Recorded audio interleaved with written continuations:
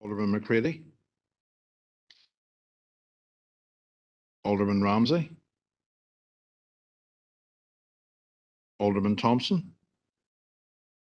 Here, John. Alderman Wark. Here, John. Councillor Jason Barr. Here, John. Councillor Raymond Barr. Here, John. Councillor John Boyle. Here. Councillor Michaela Boyle. And Shaw John. Councillor Carr. Here, John. Councillor Cusick. John. Councillor Dobbins. Here John. Councillor Donnelly. And Shaw. Councillor Doyle. Here John. Councillor Duffy. And Shaw. Councillor Edwards. Councillor Farrell. Here. Councillor Ferguson. Here, John. Councillor Fleming. Shaw, John. Councillor Gallagher. And Shaw, John. Councillor Harkin. Here. Councillor Heaney. And Shaw, John. Councillor Jackson. And Shaw. Councillor Kelly. Councillor Logue. Councillor McGinley. And Shaw John. Councillor McGowan. And Shaw, John. Councillor McGuire. Councillor McHugh. Shaw, John. Councillor McKinney. Here, John. Councillor Mooney. Here, John. Councillor O'Neill. Here John. Councillor Riley. Councillor Sienna Barr. Here John. Councillor Tierney. Here, John. Thank you, members. Just, Mayor, if you're happy with this, just run back over a few other members. Alderman Guy.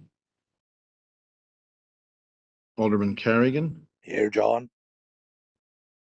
Alderman McCready. Alderman Ramsey. Councillor Edwards.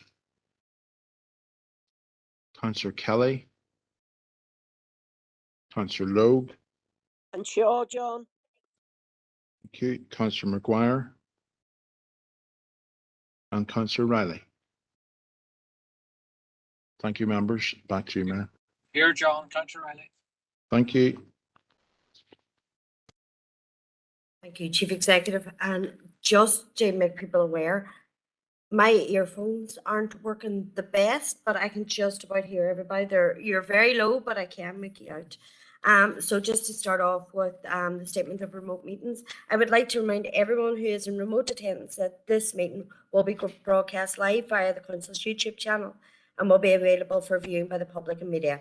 The broadcast will also be available for repeated viewings at a later date. This broadcast may be terminated or suspended in accordance with Council protocol. Members and approved speakers are reminded to only have their mics and cameras on while speaking at the meeting and to use the chat facility to highlight a request to speak. By participating in this meeting, you are consenting to being filmed and to the use and storage of those images for broadcasting or training purposes and for the purpose of keeping historical records and making those records available to the public. A copy of the Council privacy notice can be found on the Council website. So thank you for that. Moving on then to declarations of members' interests. If anybody needs to declare an interest, I would ask that they do so in the chat box and we can pick that up. So that would be great. Chairperson's business, if people will bear with me, I have a number of items myself, and then there are a number of items that I have been contacted about. So just to remind people, in terms of our standing orders, chairperson's business is there and is available to people, but I do require notice. I do require 24 hours notice. So I won't be taking any proposals outside of the ones that have already been given to myself. And also in terms of the minutes of the meeting, as we start flowing through them, I will only be taking things that naturally flow from the body of the minutes of the meetings. It's only fair that that's how we operate the meeting, and it allows the meeting to move efficiently. So if you will bear with me now, I just have a number of things that I wish to raise. Look, we're back after a summer recess. We had a number of events on throughout the city and district over the course of the summer break. I couldn't keep you here for 3 hours naming them all, but I just want to comment on one in particular, and that was Foyle Pride, which we had there at the end of August. We have really missed the buzz of Foyle Pride throughout the city over the course of the last number of years. So it was amazing to see such a full program of events, such a variety of program of events, and then of course culminating in the parade on the Saturday, which just filled our streets with colour. So I want to congratulate everybody who was involved in any way in pulling together an event over the course of the week. There was something for absolutely everybody. I know I sponsored a few events and attended much more. So just congratulations to everybody that was involved in Foyle Pride and making it such a success. It's just one of the other events that we're so grateful to have back after its absence during COVID restrictions. So just want to put that on record. Unfortunately, outside of all the good things that we had over the summer, we have had a number of deaths, a number of tragic deaths that have really touched us as an area. So I have 3 in particular that I am going to mention. I will stop after, well, I actually have 4. I will stop after each to allow members to come in with their own thoughts on it, because I know that you will want to. So just to start off with the one that happened a month ago today, which was the tragic loss of the 2 lives of the 2 young boys, Reuven and Joseph at Enoch. Such a tragedy that has absolutely touched everybody within the city and district and further afield. We know as the news broke on the Monday night and to the Tuesday, as the tragedy unfolded, we just couldn't believe that the 2 beautiful boys were lost in such tragic circumstances. My heart still breaks for them every time I think about them. And I know today is their month's anniversary. So I want to just formally note the condolences of the council here tonight, just to have that formally noted. I would also just like to note on in relation to that we have organised a meeting regarding the safety measures around Enoch. We know that there's a number of concerns. We know that there's a number of issues that need to be looked at. So we're convening a meeting of party leaders, independents, and councillors from the DEA, along with other interested partners. So we're trying to establish a number of facts around it, but we will leave that information until the meeting. So I'll just bring in the speakers there. So right, or Alderman McCready to start with. Thank you.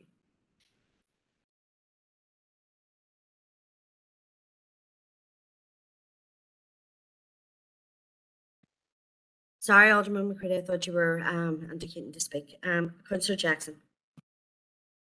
I'm Gormilgut Mayor, and again, on behalf of Sinn Féin, I just want to again extend our condolences to the families of Reuven and Joseph. As you've outlined, Mayor, it was they lost their lives under very tragic circumstances, and I know from right across the waterside, the community is still very, very numb in the aftermath, and that loss is particularly profound amongst those who would know the family through their employment in the hospital.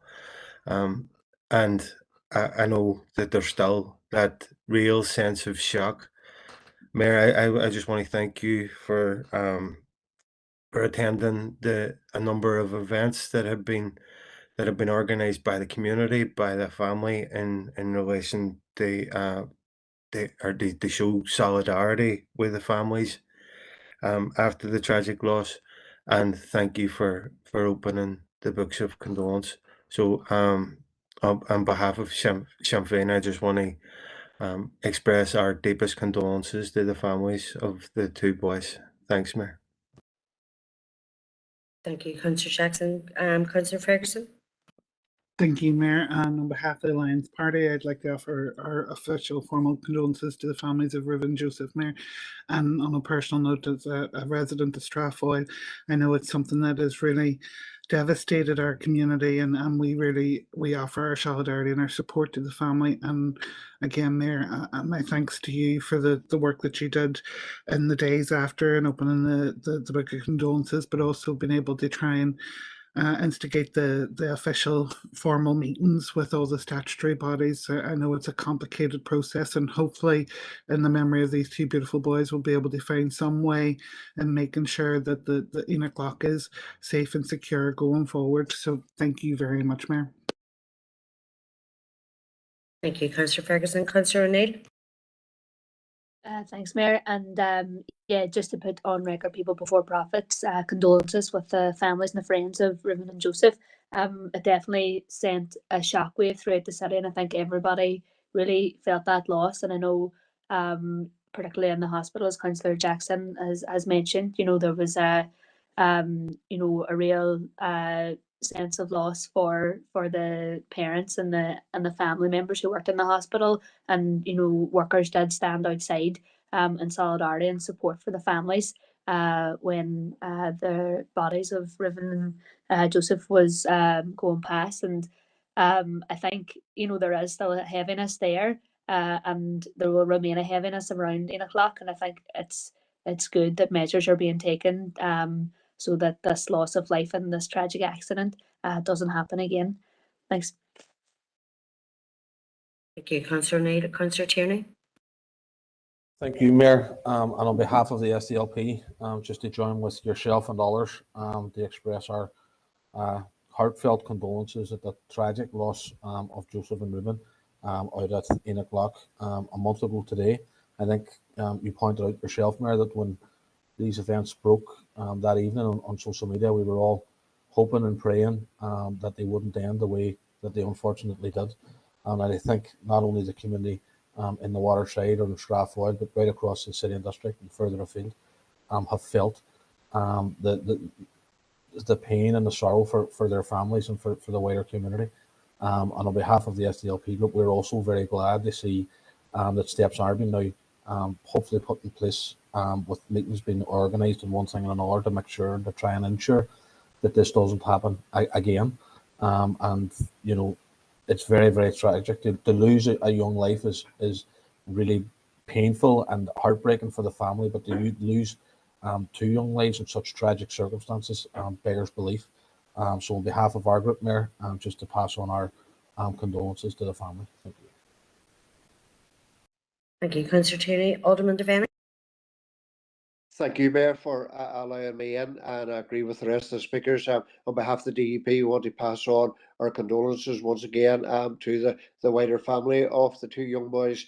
And look, it was a tragedy as it unfolded. And look, the two young boys were very well known in my local cricket club, New Milton's Cricket Club here. They played with them. But once again, Mayor, a deep sad loss for the area. Thanks, Mayor. Thank you, Alderman. Councillor Donnelly. Good Chair, just they concur with the previous speakers. I find this a very, very difficult subject, but I'd like to place on record my condolences with the family. It's a terrible burden for these families to bear, and I just hope that they have the help, and it's any help and support that's out there in order to help them cope at this very difficult time. Thank you. Thank you, Councillor Donnelly. Alderman McCready. Thanks, Madam Mayor, for allowing me back in. The kind of shock and heartfelt throughout the whole kind of city and district was noticeable and palpable. Even a month on, it's still very raw with many. So just on behalf of the Ulster Unionist Party, I'd just like to express our condolences to the family and the community and everyone who's been affected by this. And thank you for your efforts in the time thereafter, but also in preparing meetings in later next week to see if we can mitigate this or negate this entirely in the future. because nobody wants to be in this position again. It's absolutely it's just so much of a loss, and I just want to make sure that we do everything in our powers not to let this happen again. Thanks, Mayor. Thank you, Alderman McCready. So then moving on, also this month, we've seen the passing of Queen Elizabeth. I opened a book of condolences here at the Guildhall and also in Strabane. So again, I would just like to put on record our condolences and have that noted here formally at the meeting as well. So I'll open that up now for anyone who wishes to just say any words on that.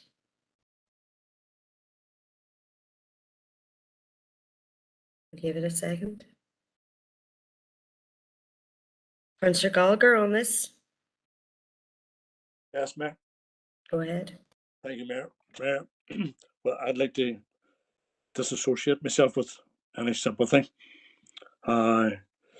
towards this monarch. As an Irish Republican Socialist, I couldn't give credence to it for the reasons being over the last 70 years or so, when she was on the throne, this Queen, she stuck medals on the chests of people who committed murder in my town of Strabane. And I'll give you an example. Young David Devine, 16-year-old boy, he was riddled with bullets, and then he was finally shot in the head. A young boy who a crowd of the Queen's soldiers committed premeditated murder on this boy. She stuck medals in her chest that give them encouragement to go out and commit more murders. And for that reason, I'll be offering no sympathy. Thank you, Mayor. Thank you, Councillor. Alderman Devaney. Thank you, Mayor, for allowing me in. And once again, on behalf of the DEP, we would like to pass on our sympathies to the extended royal family and all the families in and around that. And look, I have listened to the previous speaker. I think we could all talk about issues in Strabane. You know, when the IRA, when Alan Jack, only a baby in a pram, was murdered in July 1972. But I'm not going to go down that road, Mayor. We could all throw it back and forward here, but just on behalf of the DEP, pass on our condolences to Her Majesty the Queen and the extended royal family. Thank you, Alderman. Councillor Tierney. Thank you, Mayor, for bringing me in. It's no secret, Mayor, that I wouldn't be a royalist by any stretch of the imagination, but I am, and I do understand that there are people across the city and district, whether we like it or not, whether we agree with what the royal family stand for or not, that will be grieving the loss of their Queen. And in that vein, I sent my understanding and sympathy to them people at this time. Thank you. Thank you, Councillor Tierney. Councillor Jackson. Mayor, and again on behalf of Sinn Féin, we would like to offer our sincere sympathies and condolences to all those, particularly those within our council area that have mourned the loss of Queen Elizabeth. Thank you, Mayor. Thank you, Councillor Jackson. Councillor Harkin. Thank you, Mayor.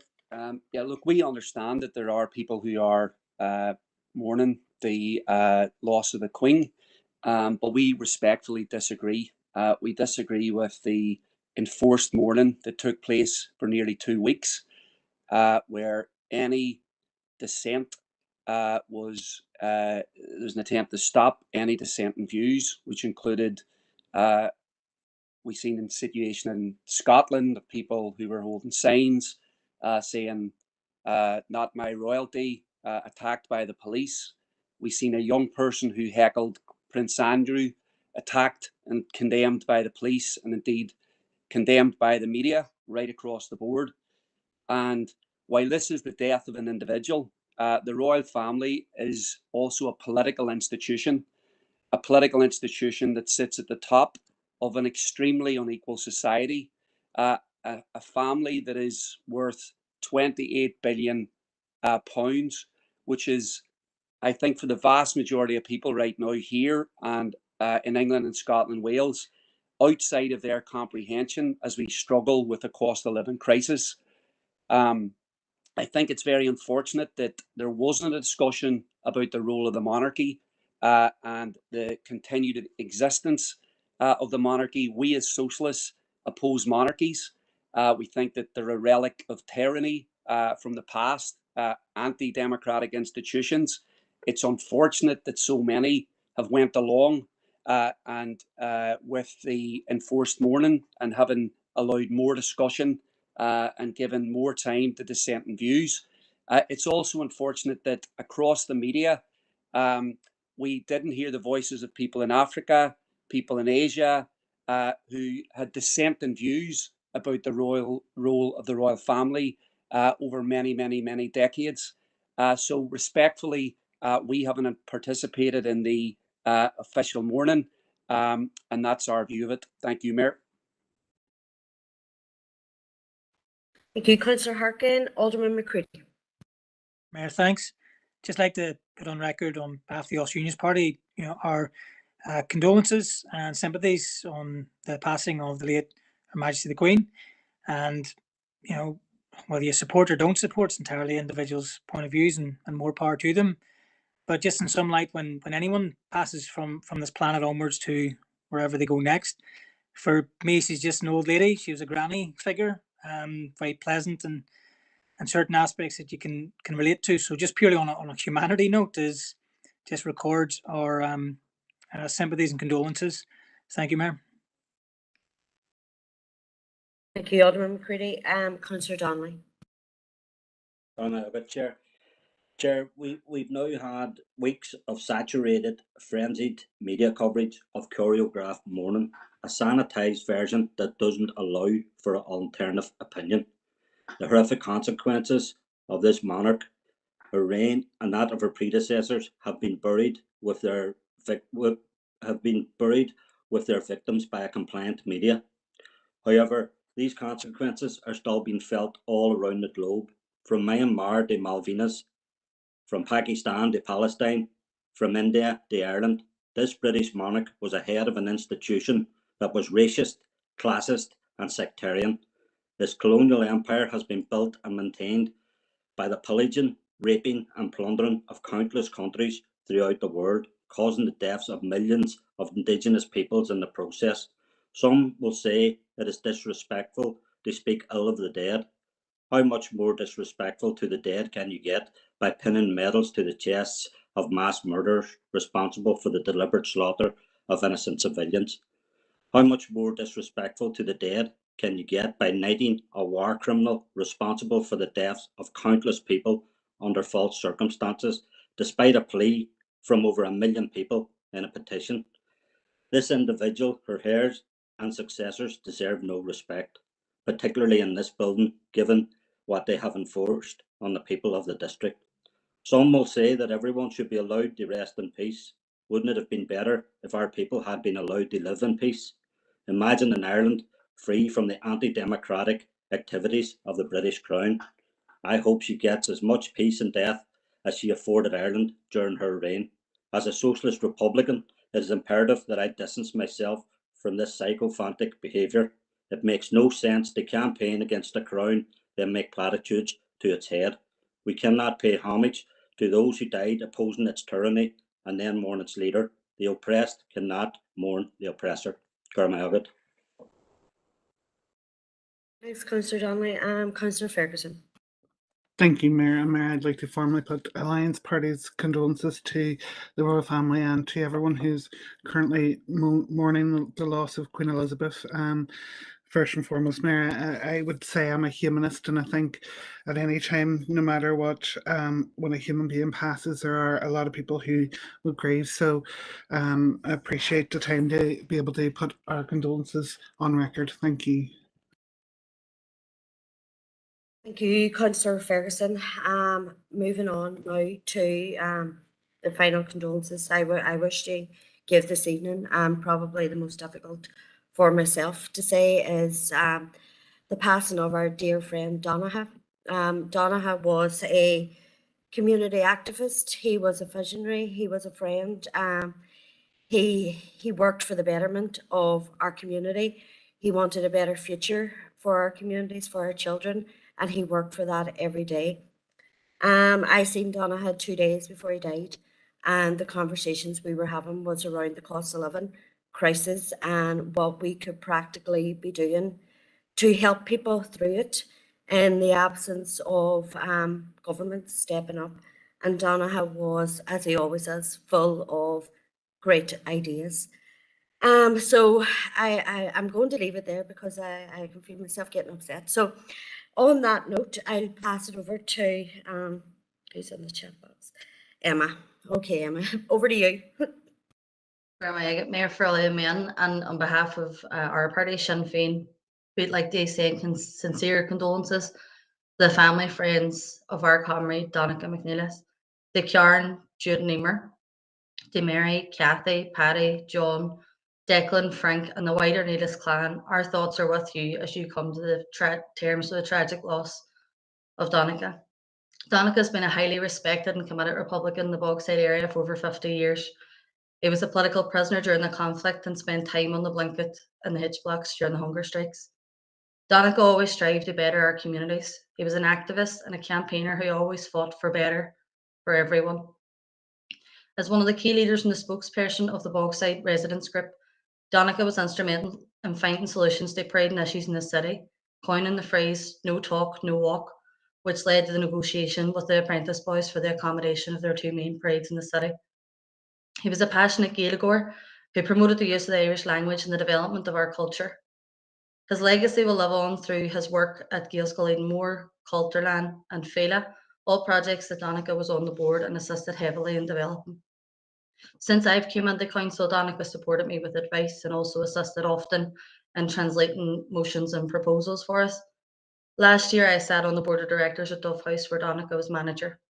It was as clear as day the passion and the drive that Donagh held for the regeneration and development of the Bogside community, his willingness to do everything that could be done to support those within the community who needed support, and the vision that Donagh had for making our community better. Donagh always provided measured advice, and he never sought credit nor recognition for his work, and he was a stalwart of community activism within this city. Donagh's loss has been felt profoundly across our whole district and indeed across the north. He will be missed. And again, I'd just like to send our thoughts to Donagh's family, friends, colleagues and comrades as we all come to terms with his loss. SJ Goro Anam Akara. Well said, Emma. Councillor Doyle. Thank you, Mayor. And personally, on behalf of Aintu, I'd like to pass on my condolences to Donegal's family, to his fellow members in Sinn Féin right across the city who have deeply felt his loss. As a young person, many years ago, growing up in Dove Gardens, you couldn't not know Donagh. And I remember when Donagh was the assistant manager of Dove House way back in the early 90s. He was always on the street, and he always treated people of my age right up to older people with respect. I had a moment of laughter with him very recently whenever I was added to the board of Dove House. A photo emerged from 1993, I believe, or 1994 on Facebook. And there was me and Donagh standing outside Dove House after a community cleanup. I think I was about 7 or 8. And I sent it to him by email and said, back together again. and we had a good laugh about it. I was very, very shocked and very sad to hear of his passing. I know that we didn't always share the same views, but Donegal was always up for a debate, and he always treated me in particular with great respect. And the respect that I granted him was something that had been gained over many, many years, not just as a resident of the Bogside from my youth, but in knowing, even in speaking to Sinn Féin activists over the last few weeks, of the contribution that he made behind closed doors on many things within this city and district. Again, my heartfelt condolences and that of my party to his entire family. Thank you, Mayor. Thank you, Councillor Doyle and Councillor Tierney. Mayor, thank you. And on behalf of the SDLP group, we also send our condolences to Donegall's wider family. Like Councillor Doyle, as someone who grew up in the Bogside, Donagh McNillis is someone who I've known for most of my life. Not always personally, but I've known either of him or about the work that he's been involved in on behalf of the community that I was growing up in, trying to provide opportunities and make that community a bit better, was how I will remember Donegall. We are going to be debating a motion later on in this meeting, which I think that he would obviously take a very keen interest in. As a teenager at that particular time, growing up in the Bogside, where the marches, whether we like it or not, were difficult for residents around where I lived. People like Donagh and others were involved in trying to make sure that young people from our community had alternatives in place to make sure that we weren't hanging around, to make sure that they weren't getting into trouble. That for me just outlines the role of a community worker, of someone who cares about future generations of people growing up in the community where he did. And we send our condolences to his mother Mary and to the wider Nillis family at this very, very difficult time. Thank you. Thank you. Councillor O'Neill. Thanks, Mayor. And just a bit on record, people before profits, condolences as well for Donagh, and to send our condolences to all his family and comrades. Anybody who worked in the community and voluntary sector would have known Donagh and known of the good work that he did with an open heart and willingness to make things better. And I think, you know, a sudden loss is always really hard to take, but a sudden loss when someone's still so very much active and has so much to give to the local community, to, you know, fight back against the cost of living crisis and to support people here. So I think it's been a big loss for people here, and we just want to send our condolences. Thanks. Thank you, Councillor O'Neill. Councillor Ferguson. Thank you, Mayor. And Mayor, I'd like to give my condolences to Donegal's family and friends and wider circle. I didn't know him personally, but I knew of the work that he did within the community, and it does seem he would be a huge loss. I think any life lost is a tragedy, especially when it's so sudden. So my sincere condolences to Donegal's family, friends, and wider circle in Sinn Féin as well. Thank you, Mayor. Thank you, Councillor Ferguson. Councillor Donnelly. From Albert Chair, and like the previous speakers, I would like to send my condolences to the extended Neelis family and all those who knew Donegall and who worked with him. There's no doubt that Donegall was a committed activist, and as a result of that activist, he also suffered and paid a price. In later years, myself and Donegall would have had disagreements, but Donegall wasn't the type of person that would hold a grudge. And recently, regarding the being on the board of Dove House, I actually made a decision that I would contact Donegall because I wanted to pick his brain, not only Donegall's but our welfare rights advisors throughout the city, and it's to my regret that I didn't get there in time.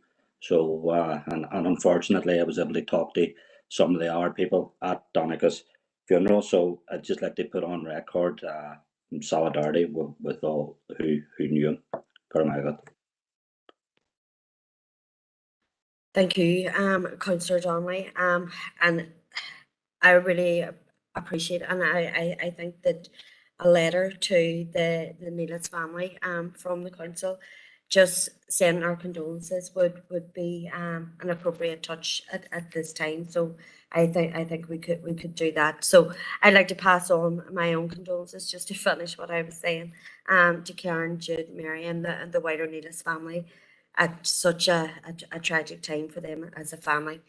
And finally, in terms of condolences, I just want to pass on condolences to Karen Henderson and the Henderson family on the passing of their brother Garvin, which was also a sudden death. And anyone that knows what goes on in member services and the work that Karen does here, the fact that she has been off the last number of weeks has been impactful, but we want to send our sincere condolences to Karen and the family on the loss of Garvin at this time. It was another tragic loss for the council family, so just to pass that on as well. Councillor Hussey, do you wish to come in on this issue?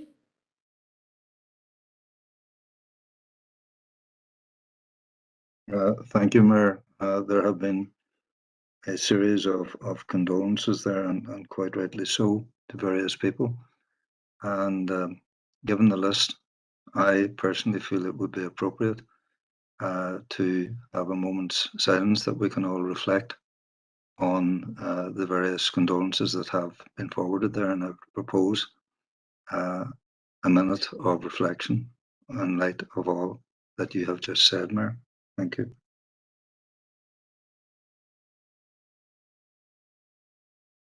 I see that has been seconded by John Boyle. Folks, we will just take a moment reflection there just on that, and then we will move on because we do have a lot of business to get through. So we'll take just a moment.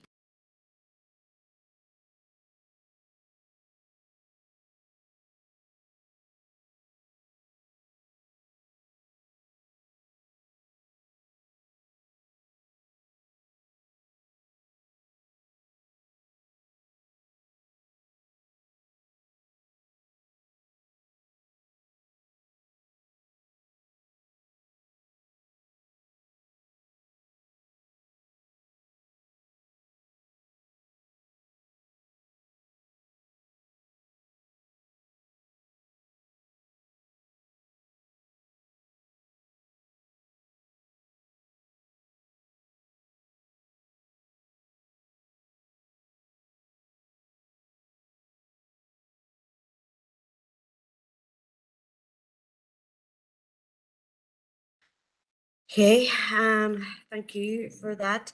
So the final item that I have for chairperson's business before we get on to other issues that other people wish to raise is just in relation to this year will mark the 25th anniversary of the tragic death of young Martin Connolly, young Mac. Since Mac's death, his family have tirelessly campaigned around drug and substance misuse, looking for better educational opportunities for young people within the city around that.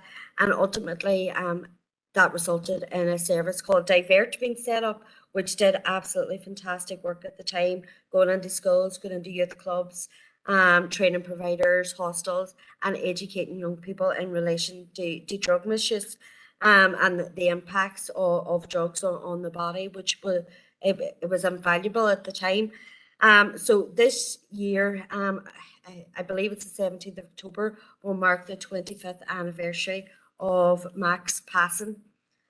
So the family have been in contact with myself, and they have requested that we light up council buildings in relation to all young people, all people of the city and district who have been lost as a result of substance misuse. So I have gladly agreed to do that. So I just wish to inform people in this meeting today that that's happening. So let me see, Councillor Tierney. Yeah, go ahead. Mayor, thank you for allowing me to come on. I remember Mac. He was the same year as me in school, and he ran about the bog at the same time. very, very tragic circumstances in which he lost his life. But I was one of the first groups of young people the year after his death to take part in the MAC Cup. And I've watched it very keenly over the last 24 years grow into a community event which takes place across the Bogside and Brandywell area, and is something positive for young people around that summer months. So I know you don't need a seconder, but just to officially put our support for your proposal on the record, and Mayor, if you wouldn't mind sending out just a reminder at that particular time so that we can mark it ourselves as well, I would appreciate that. Thank you. Absolutely, Councillor Tierney, thank you for the support. So that concludes what I have for Chairperson's business. I now have a number of other items that have been sent through by other members. So I'm going to start in the order in which I received them. So the first person to contact me was Councillor Christopher Jackson. So I'll bring Councillor Jackson in. Thanks, Mayor. Mayor, I have a number of items that I wish to raise under Mayor's business. But I suppose the first one is just a wee bit of housekeeping in terms of committee membership. Can I make a change on behalf of Sinn Féin to the audit committee and replace Councillor Patricia Logue with Councillor John McGowan? And then I'm going to move on to the first of the items that I wish to raise, and it's in relation to the pay dispute. Mayor, we've seen over recent months how industrial action has impacted our councils, and I just wanted to take this opportunity to commend the efforts of everyone, all the elected members, the trade unions, and the senior management team of our council, that we demonstrated by working together that we could come to a resolution that helped avoid the prolonged period of strike action. And we've seen the impact that that's having in other areas. We've said many times in this chamber and in this virtual chamber and in the Guildhall itself that our biggest asset is, as a council, are those that work day in, day out, providing services to the people of the city and district. And I just want to take this opportunity on behalf of the party to thank everybody that was involved in finding the resolution that reflects the value that we place on the workforce. So I don't know if you want me to move on to the second item, Mayor, or do you want to leave it there? I was going to tell you to move on, but I see that Councillor Harkin has come into the chat box. So, Councillor Harkin, I'm assuming you want to say something about the pay dispute? Thanks, Mayor. Yeah. Well, I thank Councillor Jackson for giving me the opportunity and giving us the opportunity to discuss it. And I first of all would want to commend the trade unions at the council, because we're in a cost of living crisis, and I think that they took the difficult decision to go on strike, and they took the decision to threaten to go on strike again because of their frustrations. And I would say that they obviously balloted, and a majority of members voted in favour of the contract or the proposal that was put forward. I don't think that this is a full resolution because the pay increase that council workers will receive is not above inflation. It does not meet the needs of the vast majority of council members. The trade union members that I've spoke to see this not as a resolution, but as a platform to continue the fight to restore the pay that they've lost over the last 20 years, and indeed to try and win above inflation pay increases in the coming years. So I think that that many members reluctantly accepted this as the best that they could get right now. So I think that we have to be realistic here about calling this a resolution. There is a massive cost of living fight that's happening right across our society, with more and more groups of workers balloting for strike action. There is going to be disruption. There is going to be escalation of strikes. And it's unfortunate that in other council areas, those strikes have been escalated. Now, as far as thanking everyone, I know that there was very difficult work done by our management team, and there was probably a lot of stress and strain. I would not say that all councillors conducted themselves in a way that was fully supportive of the workers' demands. And if it wasn't for the commitment and the determination of our council workers to get as good a deal as they could for workers, unfortunately, I think many of our councillors would have accepted a lesser deal. So it's really about the determination of the workers. That's who we should be commending. The people that have worked right through COVID and the people that had to go on strike. I don't think that this is the time to be patting councillors' backs because we avoided a strike. And I think, unfortunately, given the Tory budget, given the continued rise in prices, we are going to see more industrial conflict. And I think we have to be on the side of workers making demands for cost of living pay raises. Thank you, Mayor. Thank you, Councillor Harkin. Councillor Jackson, your next issue. Thanks, Mayor. And I'll be brief in the next one. It's in relation to Dunfield Terrace, and I know this item has been discussed at committee before, or council before, and I know it was subject to a notice of motion. But I would just like to highlight the council that following a very serious fire at those abandoned buildings, there had been engagement with council. There had been engagement between council and the owners of the site, and the messages that have been fed back to myself as a local elected representative was that the site would be cleared, and a time frame was given within weeks. Mayor, that was months ago, and there hasn't been any clearance of the site. The residents are still living with that dangerous structure that could fall at any time. The site is hoarded up, which it actually presents a greater danger because there could be young people that are gathering around that dangerous structure, and the residents nearby aren't able to see, and they identify the dangers that they could be in.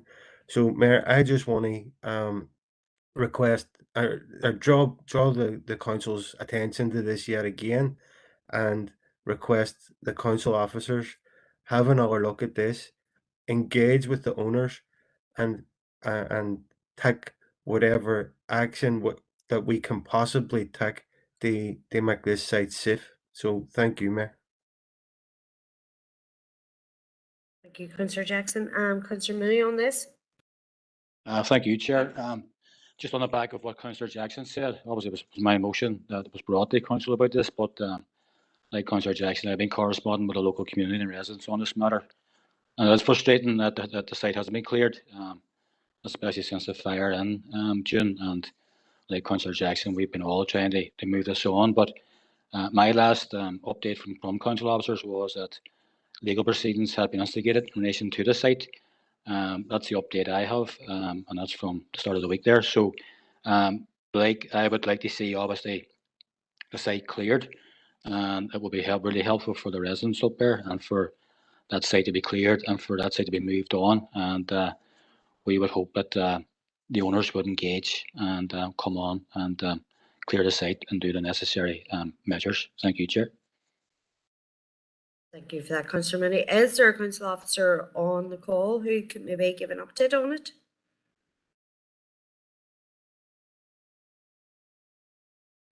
Okay, we will get an update. Okay, thank you, Councillor Jackson, for raising that really important issue. The next item for chairperson's business has actually come to me from 3 individuals. So I will bring them in to speak in the order of which they contacted me. And it is in relation to the mini budget that was announced last week. So I have Councillor John McGowan, Councillor Emmett Doyle, and Councillor Sean Harkin. So I bring these in that order. So Councillor McGowan first. Thank you, Mayor, for bringing me on. I think they say a week's a long time in politics, but I think this last week, in terms of what's unfolded since the money budget, has probably shocked most people. The Tories last week made it very clear that they're going to continue to line the pockets of the super rich, over supporting the ordinary workers and families. It's scandalous that they've scrapped the cap on bonuses for bankers, and are fueling the energy ripoff by continuing to protect the profits of their pals in these huge corporations. The Resolution Foundation just announced this week that UK government borrowing will probably be 130 billion this year. When you put that in the context that they spend a total of 100 billion in education, it just shows you. They've also delivered nothing to cut ordinary people's bills. The proposal to give people here in the north of Ireland 100 quid towards their home heating oil it's outrageous, and it wouldn't even fill the bottom of a tank. So we need to see also a tax break for small business. Many of the small firms that I deal with day in, day out are struggling to keep the lights on, keep the shutters up. Their cost escalation, not just in materials, but mainly on utilities, and as they need to pay workers more for their workers to be able to survive, it's just putting many of them very near the edge. I heard this week something like 100 takeaways have already closed in the last number of months. As for public services, we need more funding for public services and more support for workers' wages. All of us in this chamber have heard various proposals for a windfall tax. This government has chosen not to do that, but instead they shore up the cost of energy. What they're proposing to do is really put that extra cost onto the debt and on the taxes for ordinary people. Instead, we all know a windfall tax would have resolved that. Sinn Féin will continue to challenge the Tory government. Our own Finance Minister, Conor Murphy, has talked on the need to act and support people. It's unthinkable that ordinary people who are very clearly struggling to heat their homes and put fuel in their car, it's unthinkable that DUP would be so cruel to punish them further by not only refusing to form a government, but actually standing up in the House of Commons, supporting these measures. We've all seen Sammy Wilson, for example, applauding this money budget and saying how great it was. So most people are suffering. Hospital waiting last week could go on, and we need to invest more in health. We won't do that unless we get serious about how to resolve this crisis, and this money budget won't do that. So I suppose my message is clear and simple. We're asking the DP not just to get back to work, but also we're asking everyone to resist this budget. I mean, I think there's nobody. Well, maybe there is, but I don't think anybody supports this current approach being taken by a number of by a cult within the Tory party, which seems to be trying to crash the economy. So people don't have the luxury of holding out to mid-October for this. This is instant, and it's coming down the road very fast. So I'm sort of calling on. I mean, one of the things I wanted to say is until we get the Assembly back up and running to discuss these things aren't going to get that much better. So thank you, Mayor. Thank you, Councillor McGowan. Councillor Doyle. Thank you, Mayor, and I appreciate you allowing me to come on this. I wasn't sure that you got my message, but thank you. Whilst there's obvious anger and righteous anger at this so-called money budget this week, I and probably many other people are not surprised. This is what happens when a perfect storm arises from a right-wing government in London to right-wing supporters in Belfast who refuse point blank to accept responsibility for the mess they've made, and try to blame ordinary people.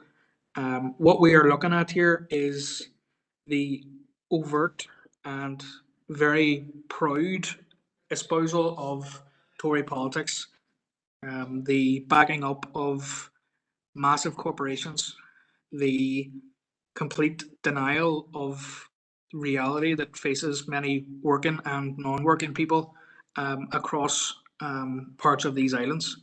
And if I believe it was mentioned last night on the Nolan show, and I couldn't say it better myself. This is what the Tory government and the UK government think of people who live in the north. They probably didn't even have a civil servant look up how many people it was in the north that had oil heating to take into consideration what their ridiculous and insulting £100 would actually do for them. And it's in complete contrast to the work that this council collectively have been trying to do to support people during the cost of living crisis. I can't say that I'm overly surprised by what has been done in London. I find no solace for any of our constituents in the commentary from right across Europe laughing at Westminster for the nonsense that they have come out with this week. But John's right. We do have to fight back against this, because there is absolutely no way that £100 is going to do much good for anybody in Derry and Strabane. I wasn't reared on £100. I don't think many people here were. And to ask people during the winter that's coming up to take £100 and be grateful for it is disgraceful.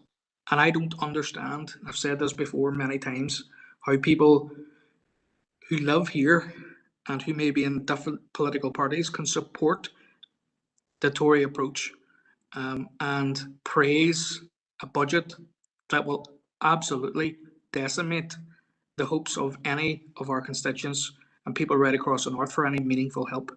And I do, Mayor, have a very short proposal. I'm going to put it in the chat box if that's okay with you.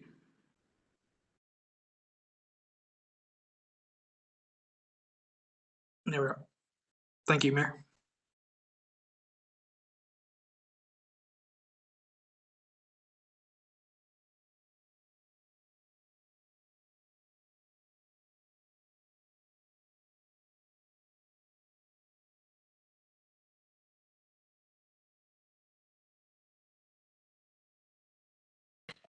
Have you a seconder, Councillor Doyle? Happy to second, Mayor Rachel. Thank you, Councillor Ferguson. Could we get it just on the screen so everyone can see it? Excellent.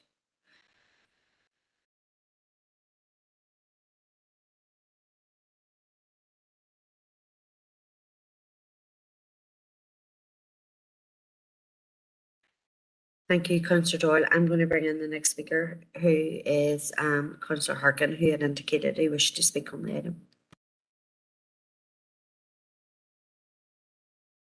Thank you, Mayor. Yeah, look, I think that the Tory budget is, as many other people said, absolutely reckless, and it will compound the cost of living crisis that so many people across our society are facing. It is going to make the filthy rich a lot richer. It's going to make corporations that are posting record profits even richer. It's lifting bankers' bonuses.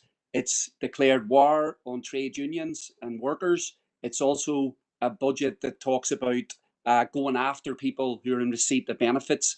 So this is a Tory class war budget that is going to drive up suffering right across our society, could blow up the whole economy, and they're doing this so that they can enrich a tiny minority of people that sit at the top of society, and it's absolutely disgusting. And across the board, people are outraged about this and sickened by it. It just shows you how out of touch they were. I mean, Boris Johnson was a terror, but he had a levelling up programme.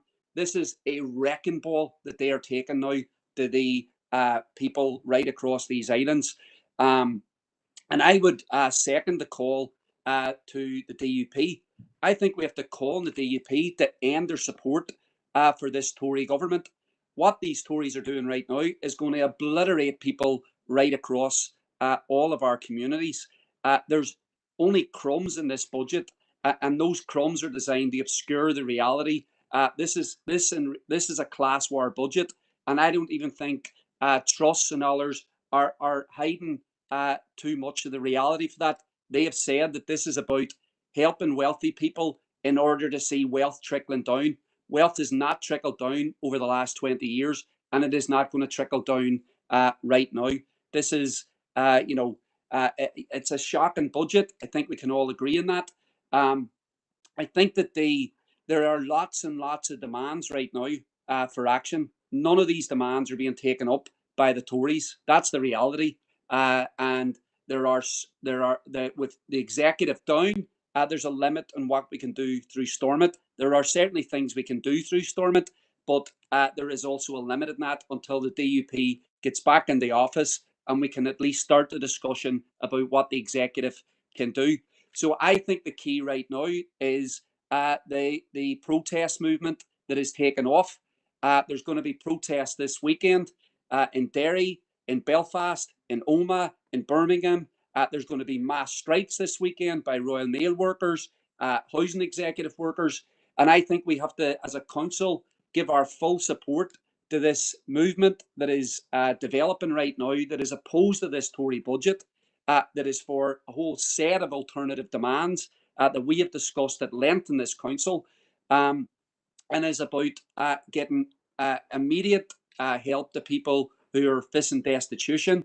That's about real pay raises for workers in all sectors right across our community. We need this Tory government out of office. They are a disaster. This is, this is an emergency situation. They are not going to go by their own accord. They are not going to agree to an election. The only way that we can get rid of them is if we create enough civil disobedience, enough of a protest movement that we force them out. And that's why these protests that are happening are so important. Councillor Harkin, can you bring your remarks to a close? So, Mayor, yeah, I would like to. I have a few additions that I want to make to this proposal. Obviously, I support it, but I want to amend it with a few additional proposals. If you can, I'm just going to stick them in the chat group right now. Thank you. Thank you.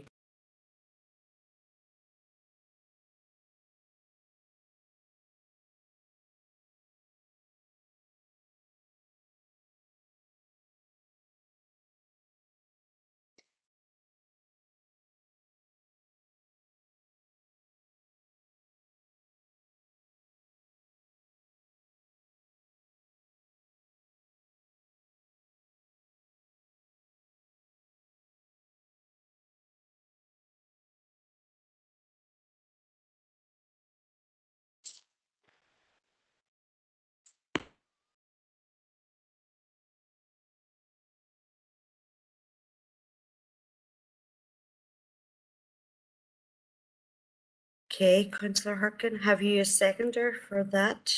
Happy to second it. Thank you, Councillor O'Neill. Okay, I'm going to bring in Councillor Tierney. Thank you, Mayor, for bringing me in. Mayor, the millionaires budget that was announced by the British government just a few days ago has already sent the pound sterling crashing to the floor and forced unprecedented emergency action for the Bank of England to address the risk to financial stability caused by tax cuts for the rich, balanced on the backs of ordinary people.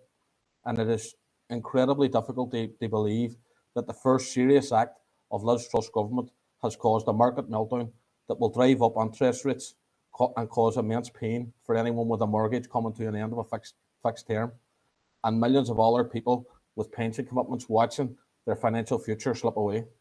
There's no justification, Mayor, in our view, for the House of Commons to remain in recess or for Stormont to remain in limbo while people across our communities face financial ruin. And we support the calls from the Labour Party and from the SNP to recall the House of Commons urgently to address this situation. The chaos that has gripped the British economy has caused caused by a crisis of identity within the Tory party is a stark reminder that the interests of the people here in the north will never be served by this government. It also stands in sharp relief with the budget announced by the Irish government this week, which seeks to address the cost of living crisis and the needs of working people without creating an economic crisis. The case for a social democratic New Ireland, where wealth redistribution is based on addressing poverty and want rather than greed, grows stronger every single day while this British government are in power.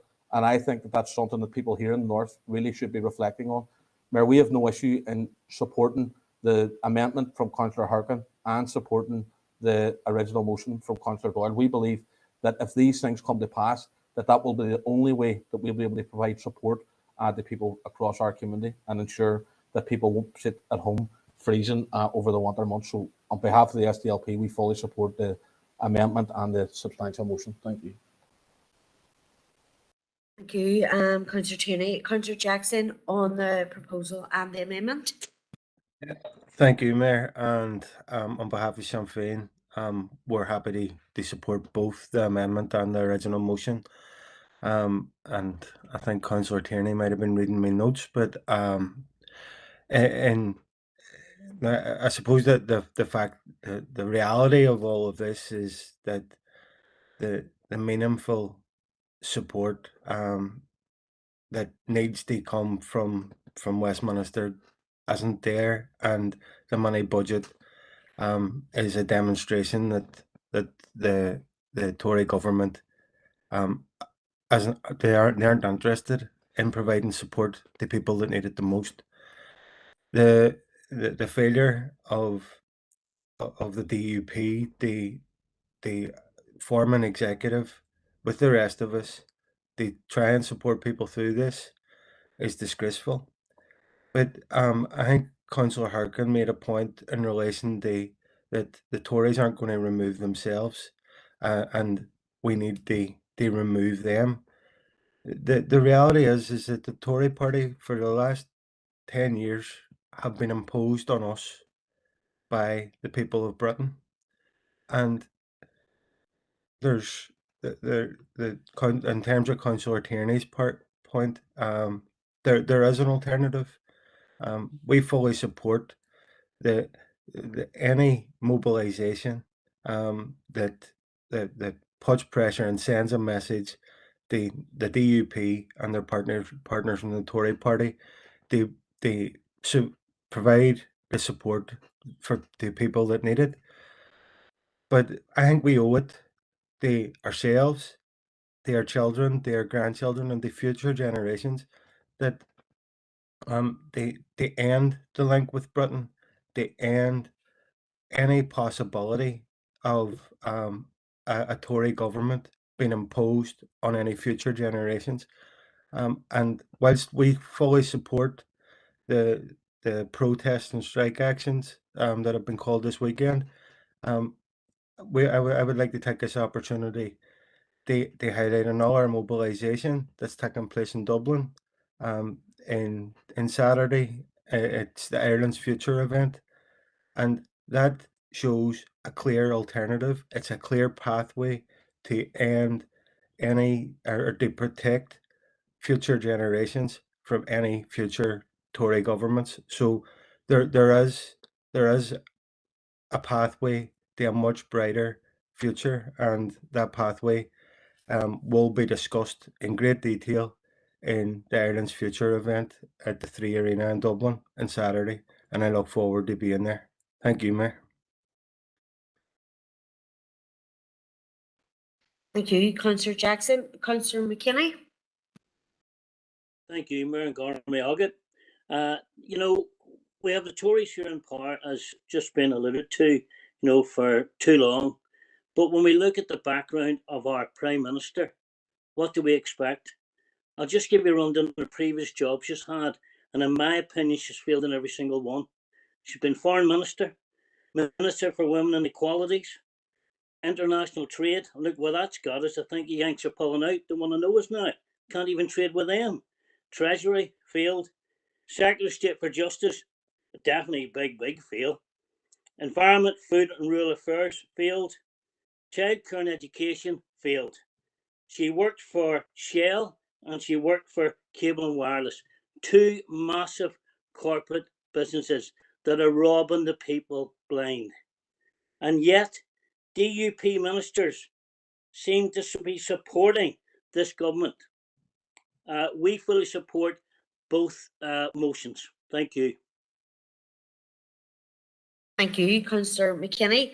In the absence of any other speakers, I'm going to take the amendment first to a vote. So I'll ask the Chief Executive to take us through a vote on the amendment. Thank you, Mayor. Alderman Breslin. Abstain. Alderman Devaney. Abstain.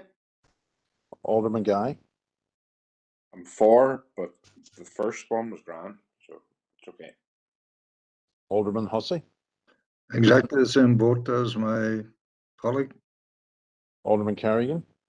Abstain. Alderman McCready. For. Alderman Thompson.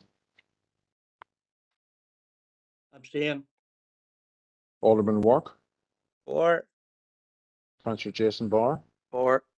Councillor Raymond Barr. For. Councillor John Boyle. For. Councillor Michaela Boyle. For. Councillor Carr. For. Councillor Cusick. For. Councillor Dobbins. For, John. Councillor Donnelly. For.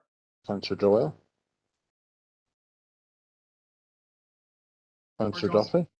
Sorry, For. is that you, John? Thank you. Councillor Duffy, sorry. Councillor Edwards. For, John. Councillor Farrell. For. Councillor Ferguson. For, John. Councillor Fleming.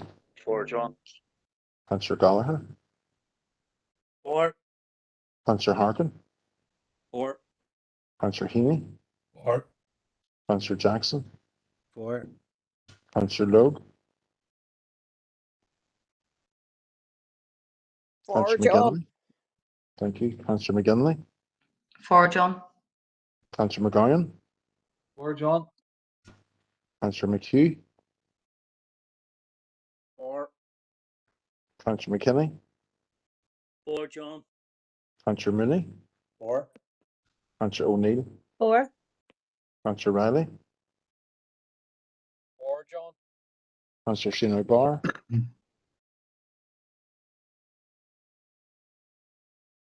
Councillor Tierney. For, John. Two members.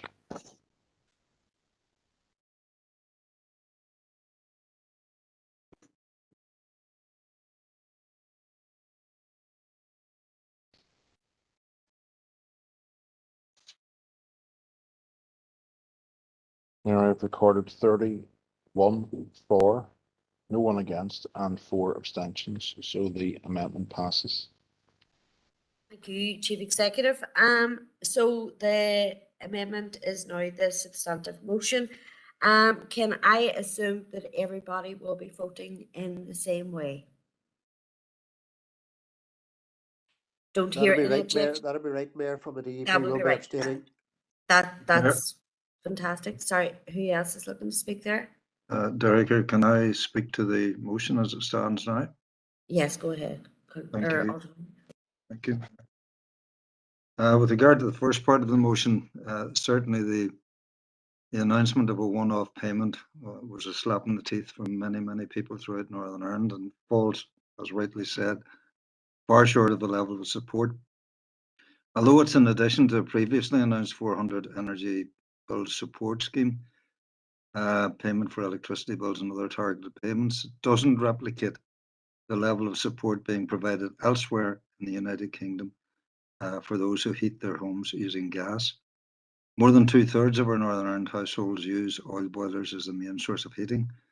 And whilst the price of oil has recently fallen below that of gas, the £100 payment falls short of the level of support many households require. We're therefore disappointed that households who use home heating oil are not being similarly supported. Furthermore, while short-term payments are welcome, they need to be linked to the wider medium to long-term intervention and solutions. The government has proposed support for GB businesses from the 1st of October, from tomorrow, from Saturday, I suppose. But no support to date has been announced for Northern Ireland businesses who desperately need help. This is unreasonable as businesses are already closing, it's been referenced before, due to high energy price increases.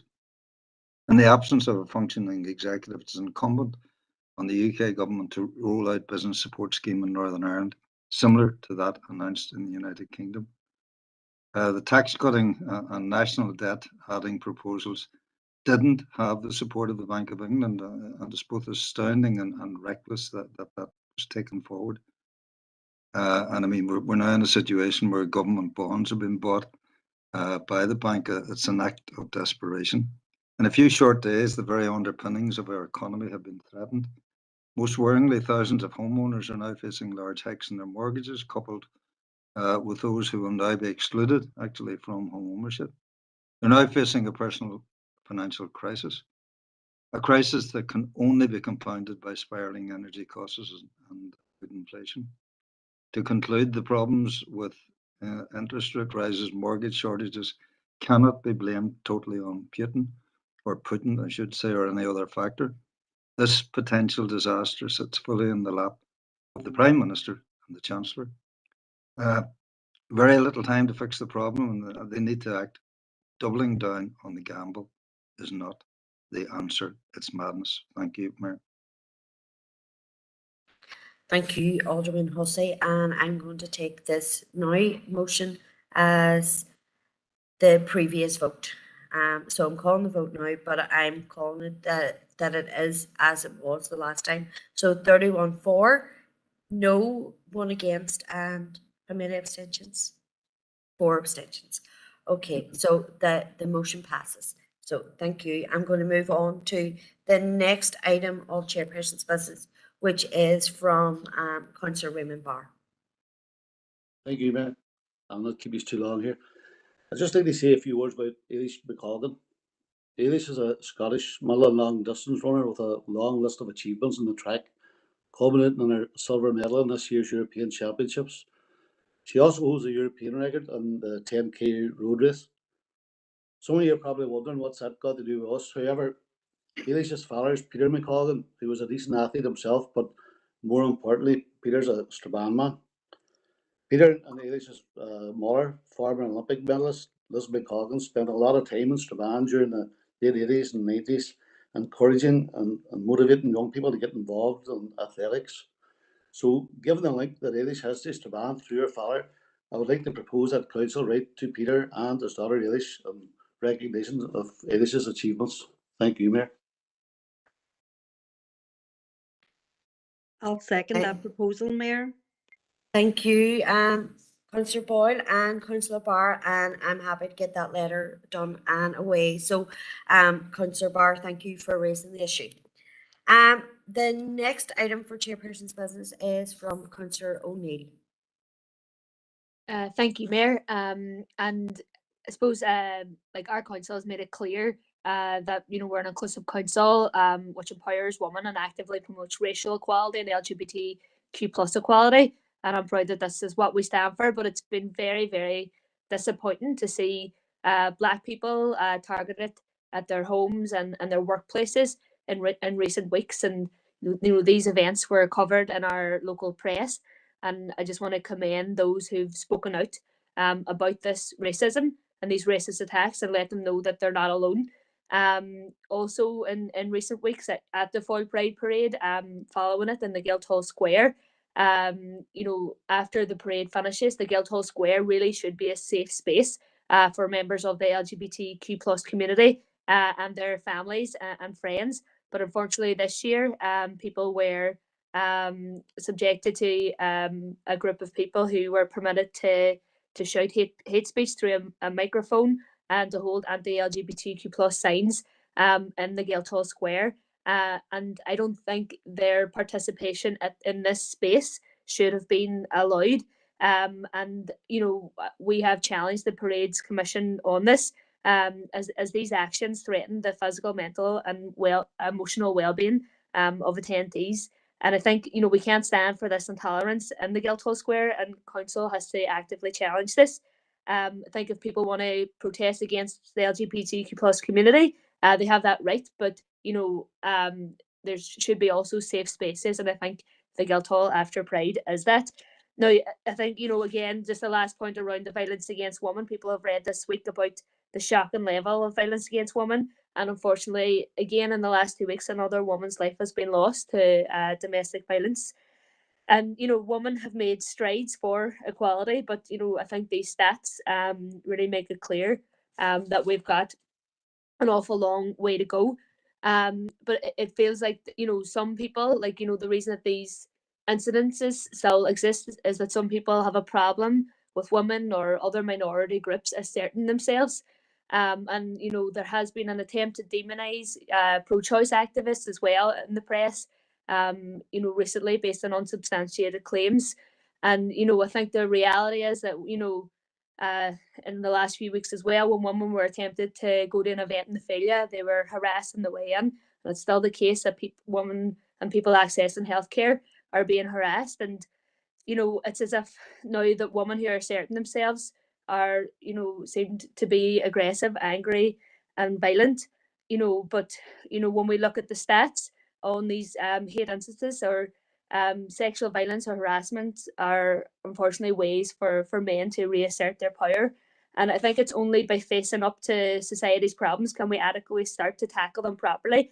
And, the whole point of raising this is to send a message to, people of colour in our community, LGBTQ plus people and women, particularly women who are victims of harassment and violence, that this council does stand on your side.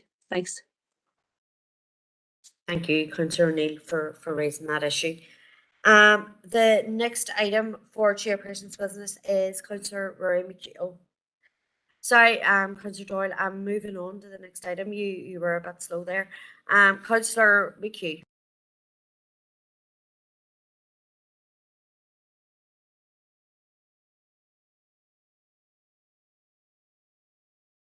Mayor, Mayor, the issue I want to raise is in relation to the issue, the current process of sale of the former police barracks in Castleberg.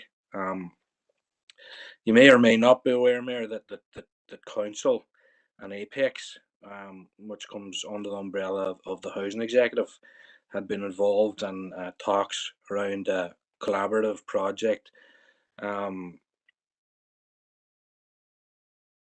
with the site, in terms of Apex having expressed an interest in the site and obviously wanting to purchase the site, to see what both they and council and the housing executive come up with. I suppose both in terms of meeting the social housing need which has been identified in the town, and I suppose from our own council perspective, and what would we come up with in line with our community plan and our already made commitments around the regeneration of Castleberg town.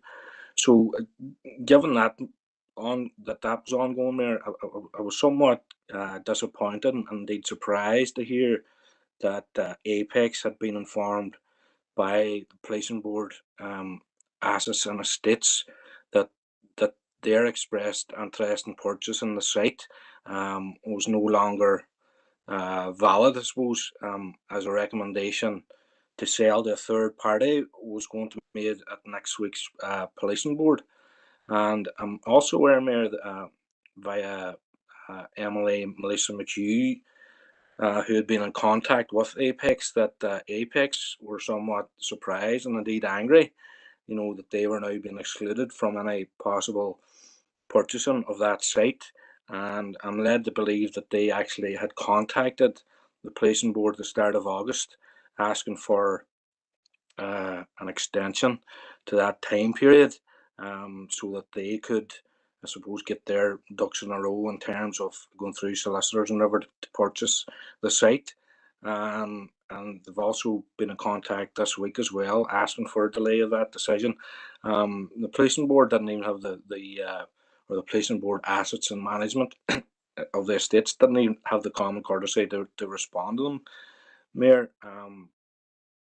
But given what I've said previously, I would be proposing, given our involvement in terms of that collaboration with Apex and the Housing Executive, that we would write an urgent letter to the policing board calling for a delay to any decision to sell that site, so that Apex is afforded the opportunity to conclude the process that they're involved in, Mayor. So that's essentially what I have to say. I would finish just by saying that I have serious concerns around the whole due diligence and indeed the whole process in terms of transparency and the whole process around the disposal of that land. But I suppose that's not for today. That's for another day. But Mayor, I will put the proposal in the chat box here now, if you'll permit me, Mayor.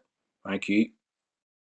Thank you, Councillor McHugh, and I see that Councillor Boyle has seconded their proposal, so I'll bring in Councillor Edwards. Mayor, thank you. And I was going to second as well, but I think Councillor Boyle got there before me. But Mayor, I've also been made aware of this issue in recent days, and it is very concerning. You know, the community around Castlereagh have been calling for the site for quite a while to be utilised for public benefit, and the police have stalled for years on this. They used Brexit as an excuse at one time not to get rid of it. So it's been a long, drawn out process, and there's been a lot of there has been engagement. There's been a lot of lobbying. I know myself, I've been lobbying them since I've become a councillor for the Derg. I think that this site needs to, go into public good. It's an eyesore in Castlereagh town centre. It's a strategic site. But it's an absolute eyesore. It's fallen into dereliction, and it needs to be utilised for public good. And it was very encouraging to see collaboration between council and Apex to develop the site for social housing. And I've had discussions with council officer involved in that, and they were telling me what the council's role were in terms of trying to shape it and trying to get a more strategic sort of vision for the town in terms of community benefit, and it was very, very encouraging. But to hear very recently around this issue around Apex and the police, I think it is discouraging, and I just want to put on record my support for this proposal as well, and I thank Councillor McHugh for bringing it, Mayor. Thank you. Thank you, Councillor Edwards. Councillor Donnelly. Am I over, Chair? Chair, look, I have no problem with council writing a letter to the policing board. There are many occasions where my solicitor has had to write letters to the cops or whatever. But I just like to make the point that for years now, this council is, any time that anybody criticises independence, particularly myself or Paul criticises either the policing board or the PCSP, we're harangued by numerous. Basically what's being said back is that this is why would we want to get rid of hard fought for accountability bodies, and it's quite obvious that these are fake bodies. They're not accountable, and they're not transparent. It was not long ago we had a debate in the chamber where the same terminology was used by the supporters of these groups, calling them hard fought for accountability bodies, and within days they were standing outside the police stations protesting. Thank you, Chair. Alderman Kerry. Thank you very much, Mayor, for allowing me in. And I do see Councillor McHugh's proposal, but again, from the information which has been relayed to me, it is still at the stage where it will be community-wise. It's not open to the open market to buy it. And to be fair, from the information I'm getting, Apex have been a little bit slow on things here. It's been well known that the site's been sought to be disposed of for some time, and there just hasn't been the haste which has been required. As far as I can make out from PSNI, it's been known that the site's to be disposed of for some period of time, and Apex has had ample opportunity to be in possession and to have their ducks in a row, as has been stated, and have just failed to do that. So in that regard, as far as I'm aware, it still seems to be community use that the site seems to be looked for. It may not be the community use that Councillor McHugh or Councillor Edwards are seeking, but it seems to be, or for social housing, as was referred to through Apex. But as far as I'm aware, it's still community use. So no, I see that point, and I think Apex have had long enough, and I think they've just missed the boat maybe in this one. Thank you, Mayor. Thank you, Alderman Kerrigan. Okay, so I think I'm going to have to take this to a vote. So I'll pass over to the Chief Executive. Thank you. Thank you, Mayor. Alderman Breslin. Against. Alderman Devaney. Against. Alderman Guy. Against. Alderman Hussey. Against. Alderman Carrigan. Against. Alderman McCready. Against. Alderman Thompson. Against. Alderman Wark.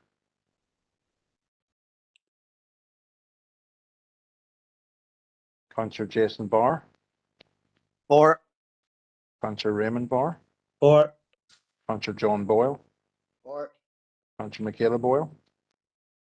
For. Councillor Carr. For. Councillor Cusick. For. Councillor Dobbins. For, John. Councillor Donnelly. Councillor Doyle. For. Councillor Duffy. For. Councillor Edwards. For. Councillor Farrell. For. Councillor Ferguson. For. Councillor Fleming. For, John. Councillor Gallagher. For. Councillor Harkin. For. Councillor Heenan. For, John. Councillor Jackson. For. Councillor Logue. For. Councillor McGinley. For, John. Councillor McGowan. For. Councillor McHugh. For. Councillor McKinney. Councillor Mooney. For. Councillor O'Neill. For. Councillor Riley. For. Councillor Sinead Barr. For, John. Councillor Tierney. For, John.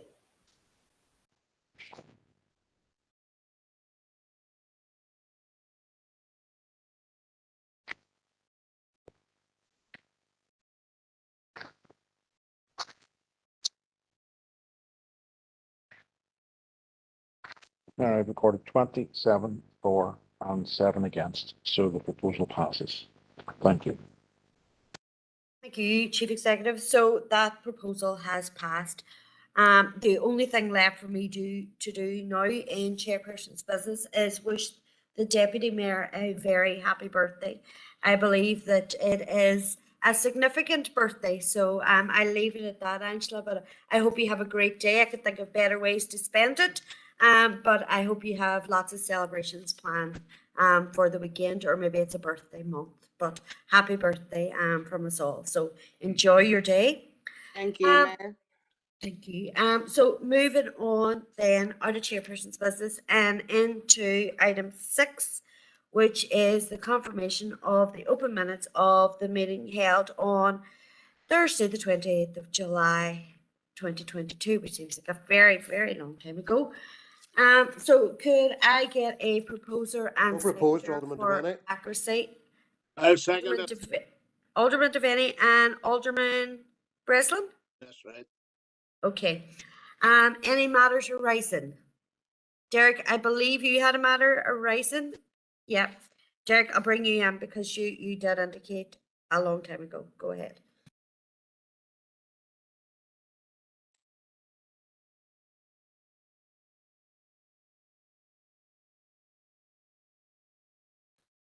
Alderman Hussey, are you there?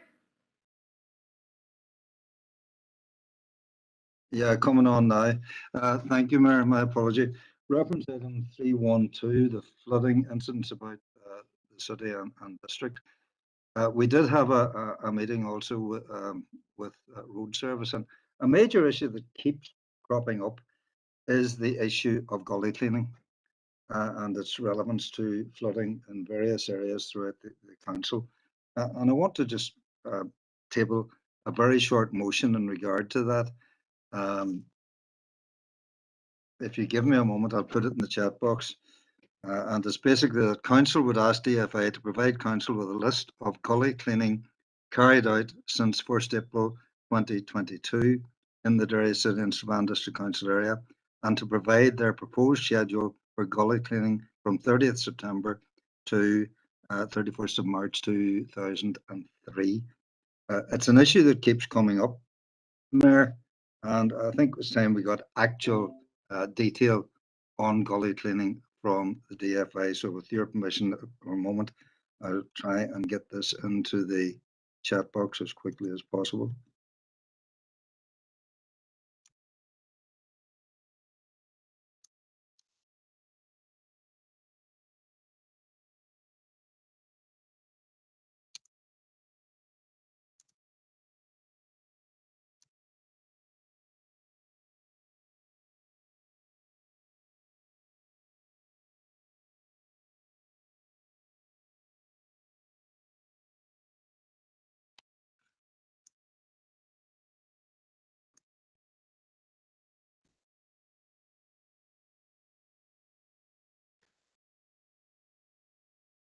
Derek, while you are typing furiously, as I can see, I believe what you're asking for is something that we will all agree with anyway. You're just asking for a report in terms of the gully cleaning. So I believe that we can just sort of bring that forward. But if you put it in the chat box, and without anyone Coming as speaking quick as against I it. can get it. Yeah. But I think we're content to take the proposal. So moving on then, Derek, I'll come back to you for your second one. Or there we go. Right, we're happy enough to take that, Derek. And if you want to bring in then your second item for the second item's on page 32, and it's the fuel poverty 323 is the item. And it's an issue that has popped up with me since the window closed for motions to go to council.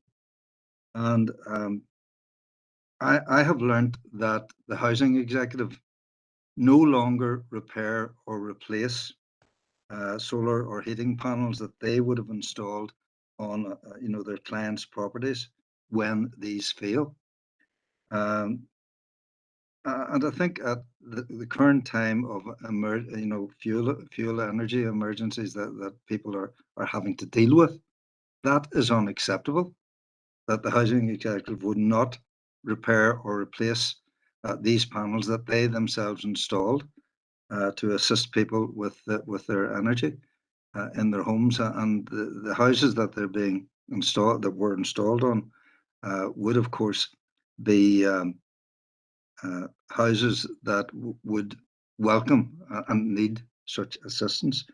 So I'm asking that we would write to the housing executive, urging that they do reverse that decision, and indeed that we as a council would request that our representative on the housing council would pursue the matter within the housing council with regard to heating panels.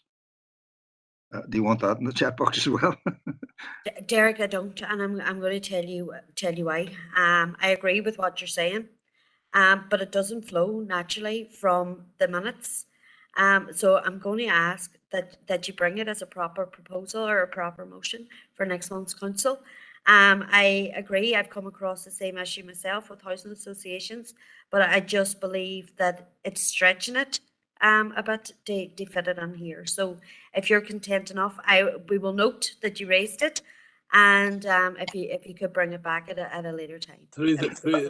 I'm sorry, before Alan comes in, Mayor, I'm content. I noticed that Councillor Farrell has indicated that the housing executive are with us at GSP, so it can be raised there. Sorry for interrupting, Alderman Breslin. No, through the chair, I can put that question on tomorrow morning to him, if that's okay, yes. Yeah, absolutely, Alderman Breslin, thank you. So moving on to Councillor Doyle. Thanks, Mayor. It's in relation to C322, the presentation we got from the Board of Governors and Principal of Blueberry Primary School. As some members might be aware, the EA has now published a development proposal, and the process now moves on to a consultation by the Department of Education. All I'm asking for is that Council reiterate our position to the Department of Education that we oppose the closing of the school as was agreed at that meeting, so that we can give solidarity to the parents, staff and pupils of Bullockry Primary School. Thank you. Thank you, Councillor Doyle. Councillor Donnelly? Okay, Chair C332/22, page 38. It's an issue that Alderman Devaney had brought up, and I'd like to thank him for bringing this issue up. I have been approached by some people within the community and voluntary sector who, in previous years, had received this small grant, and these are the type of establishments that were, you know, they appear to be, they're like independent and stand alone, and they don't receive an awful lot of funding. There would some people who would say that they already suffer from the effects of gatekeeping, and they're outside the golden circle, so to say. But these groups who have lost this 12 grand, this has had a huge detrimental effect on their running and could potentially have a devastating impact. So, you know, and I take fully on board what Alderman Devaney has said, that even in rural areas, this will have a bigger impact on them communities. So I think that it's imperative that this is dealt with as a matter of urgency. And again, I'd like to thank Alderman Devaney for bringing this up to the attention of the council. Caramagat.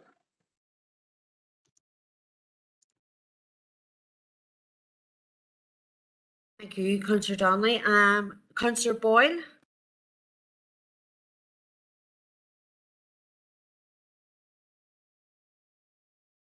Sorry, sorry, Alderman Hussey, are you saying that you had indicated to speak on this issue? Same one, yeah. Right, I must have missed you in the chat box. Page 38, 332. Right, was that when you indicated earlier? Yeah, the three were together, Mayor. The three were together. Okay, go ahead. I'll take you then. Thank you, Mayor. Totally agree with that issue that has been raised previously, as has been said by Alderman Devaney and supported by Councillor Donnelly.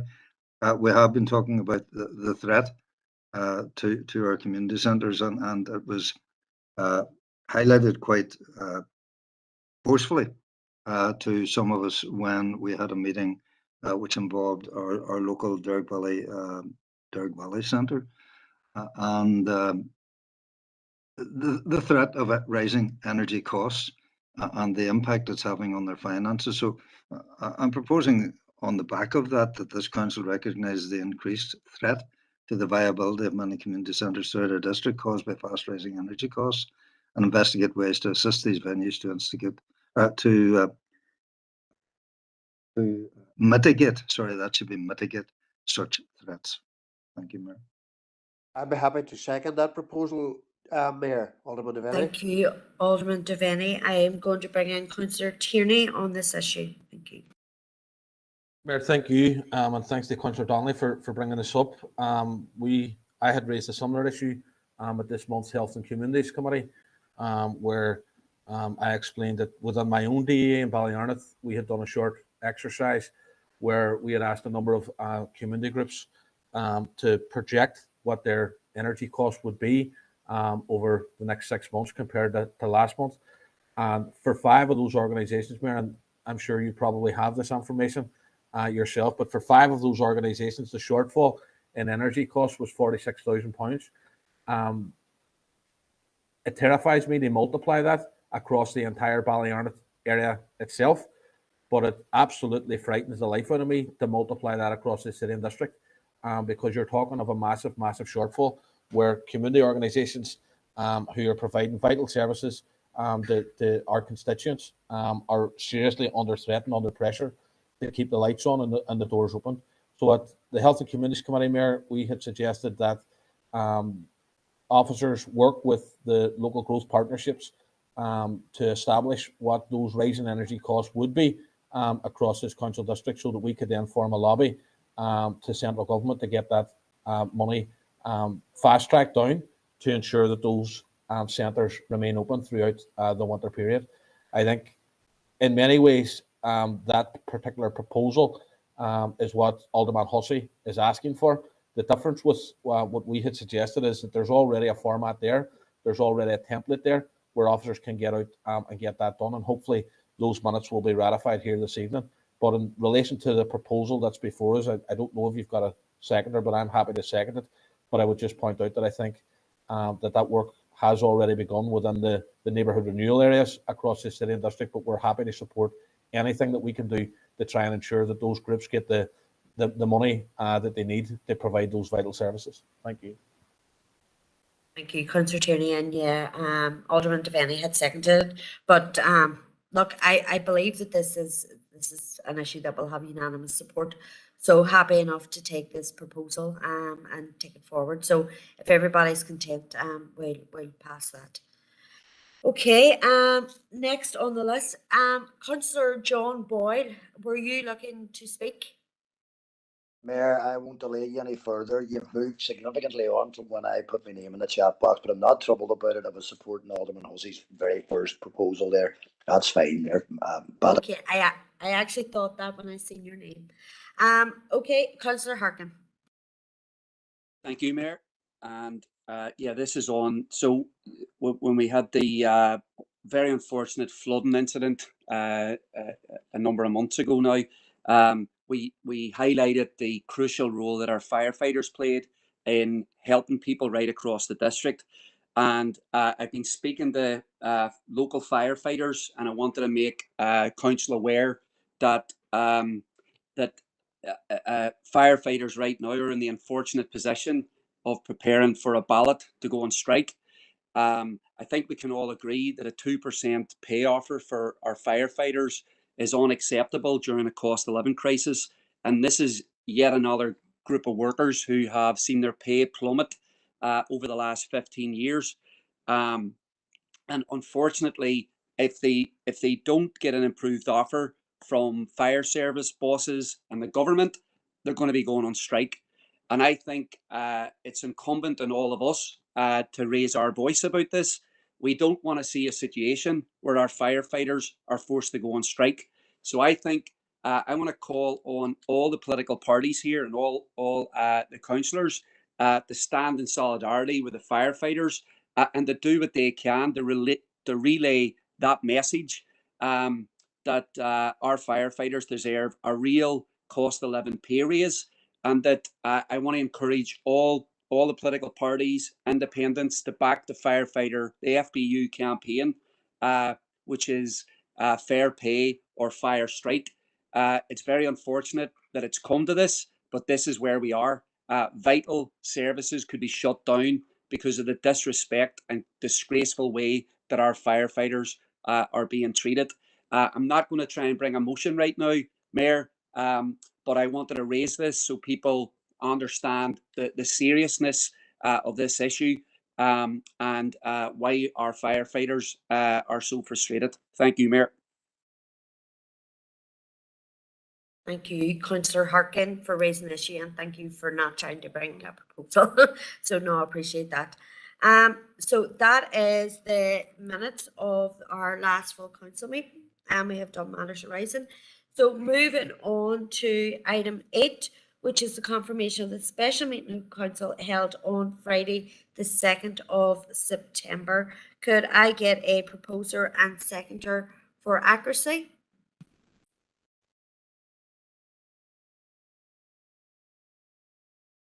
Happy to propose, Mayor. Thank you, Councillor McGinley. A seconder? Brian Tierney. Thank you, Councillor Tierney. Any matters arising? No. Okay, moving on to the minutes of the special meeting held on Thursday, the 22nd of September.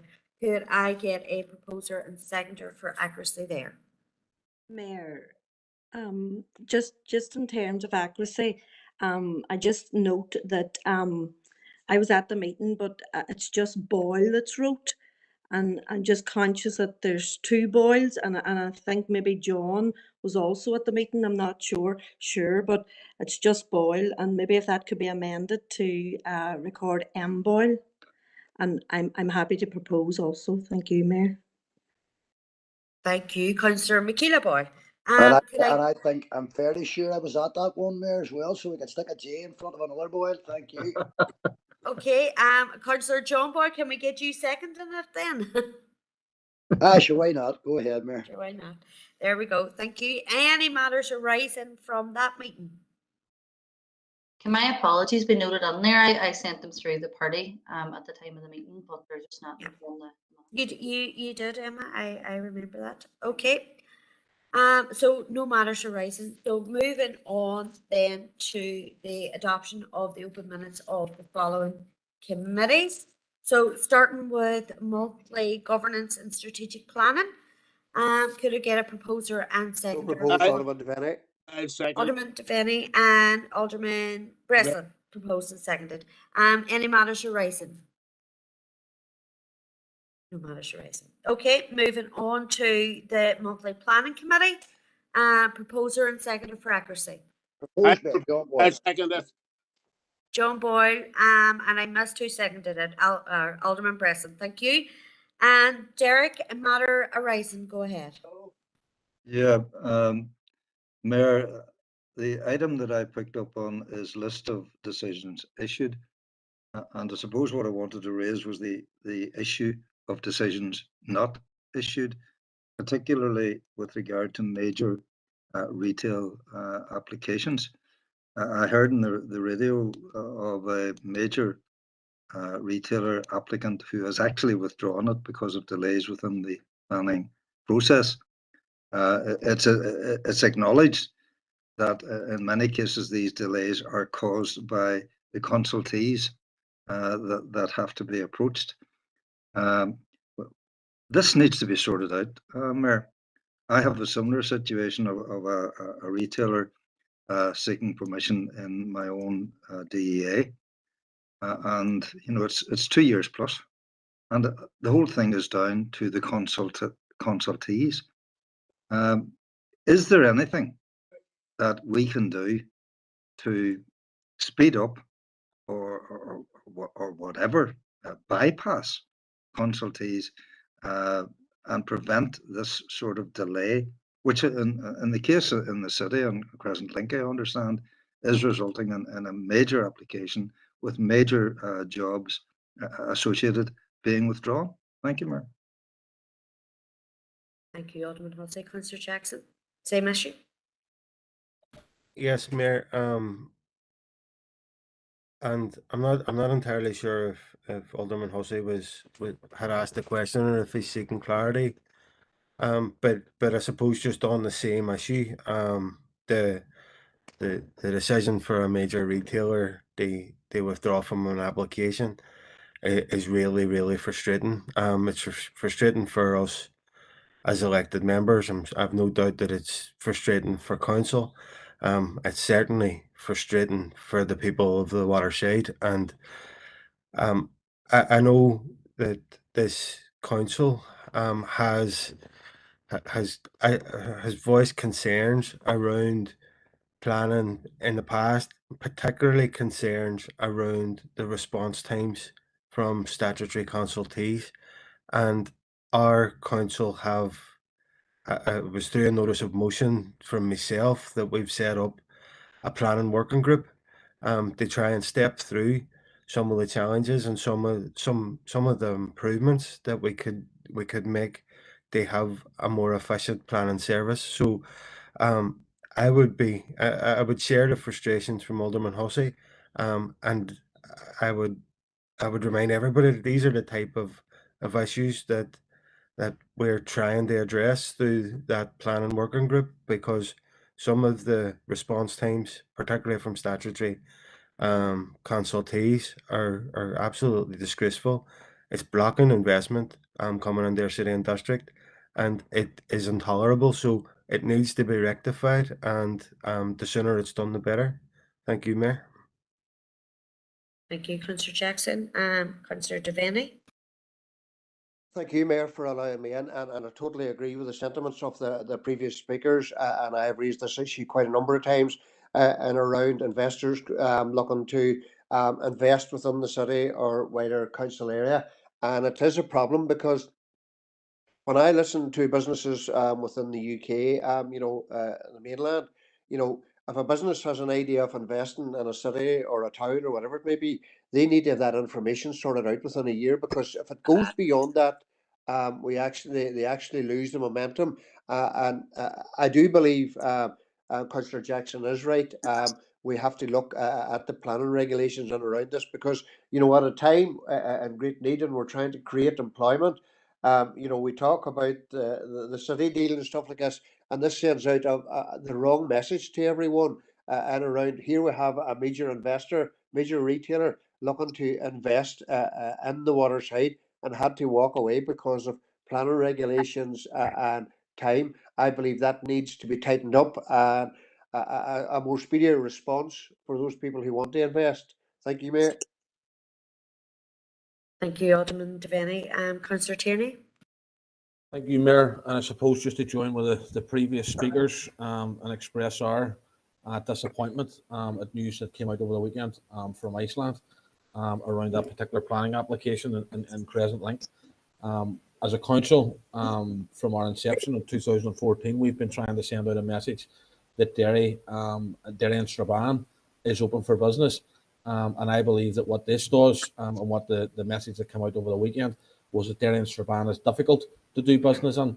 And that's not the message that we want to send out to anyone who's coming to try and provide jobs and employment and create investment across our city and district. So I believe that we need to do all that we can to try and rectify the issues within the planning system. And I know Councillor Jackson has touched on some of them, but not getting responses back from statutory consultees is a major obstacle within the planning process. I'm not suggesting for 1 minute that it's the only place where we could improve, but it's definitely something that I think that we should be looking at. But we're engaged and will continue to be engaged within the planning working group and within the planning committee to do all that we can to try and rectify these issues. But I think, and I welcome the fact of getting the opportunity to speak about this, because I don't think we could let this pass without expressing our disappointment as a council of what has been played out over the weekend. But that message where it's difficult to do business in Derry and Strabane is something that we need to understand, and we need to rectify very quickly, because we don't want that getting spread anywhere else. We want to continue to attract investment from anywhere we can, and by having long lead-in times for planning applications is certainly not going to do that, Mayor. Thank you. Thank you, Councillor Tierney. And Councillor Ferguson. Thank you, Mayor. And I just want to add our voice to the frustration around this plan application that has come out this weekend, where unfortunately a major retailer has pulled out. And Mayor, we have seen a number of retailers within our city and our district actually double and triple the amount of stores that they have, because it is a lucrative place to invest in. And Mayor, I think I added my voice of support to this plan application in particular whenever it first came out, because I think it is a major investment in the Crescent Link in particular. And I really feel that we need to look very closely at whether or not there is an issue with responses and an issue within our city and district with planning. So, Mayor, I just wanted to add our full back into this, that we need to figure out a way in which that we streamline this, so that we make sure that we never miss another investment.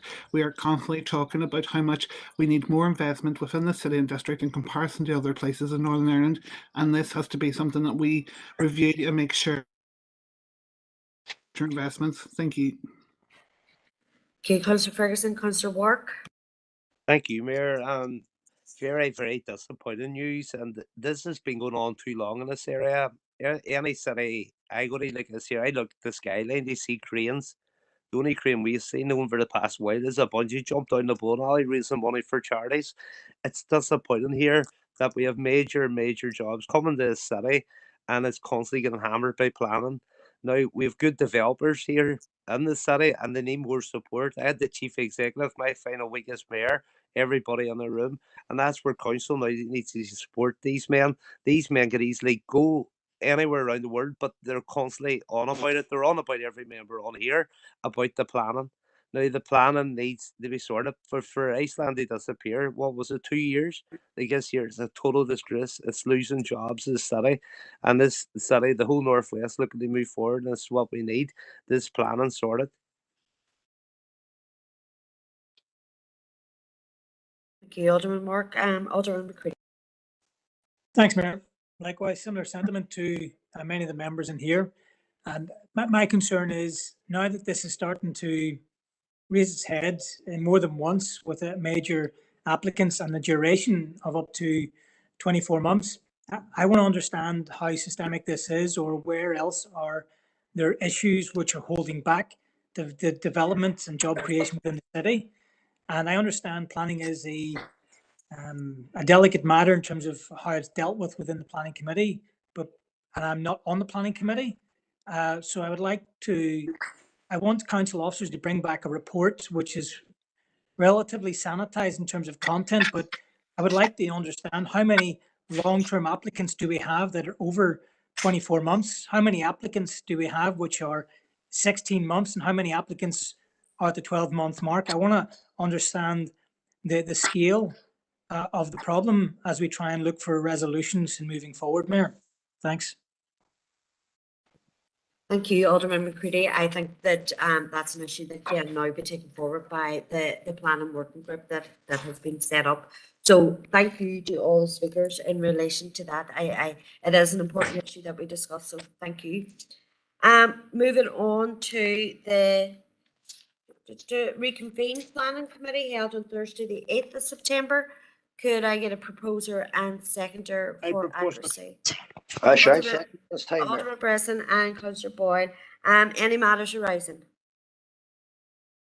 No matters arising. Okay, it's just past 6 p.m.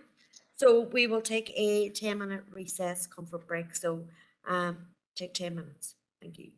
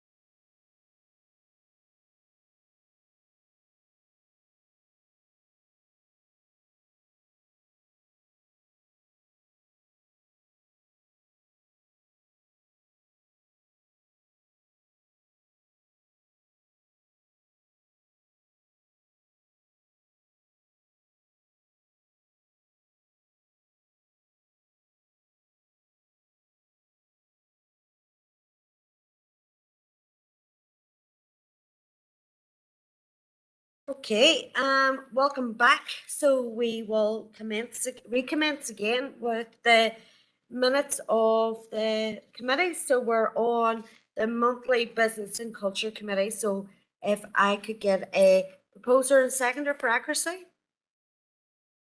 So proposed, Alderman Devaney. Thank you. Seconder. I'll second them, Sandra. Thank you, Councillor McGowan.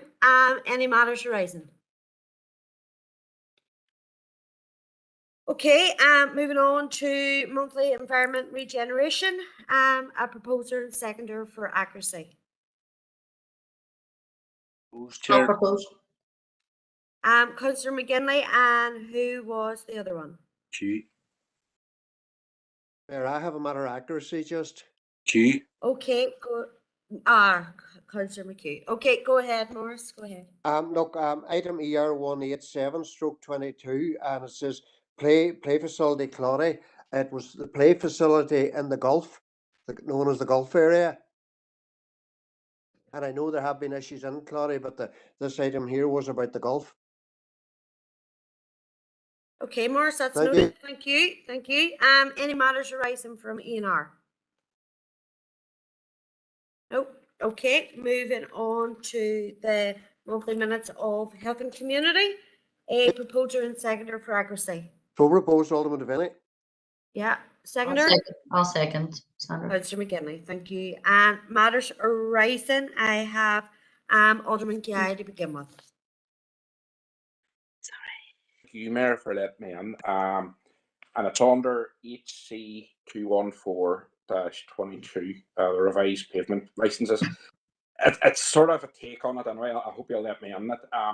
And it's basically about the unused furniture at the Austin side of the Diamond. It's been there now for what must be coming up in a year, along with the flower beds along Fergie Street and the one-way system. It's been given, it must be around a year it's been in operation. I haven't seen any benefits to it. It's taking traffic through a residential area of the Fountain Estate. The setup on Carlisle Road is an absolute joke, where it's dangerous enough coming out of Horace Street the way it used to be, but now you're pulling out thinking that nothing should be coming down from your left on Carlisle Road, but people still don't realise when they come up Bridge Street that they're not allowed to turn left, and they still travel down Carlisle Road. So it's actually dangerous. So I would ask that maybe just an update on what they plan to do with the furniture. Will they open again that section of the Diamond? And will they change the one-way system to even the other way to give it a go?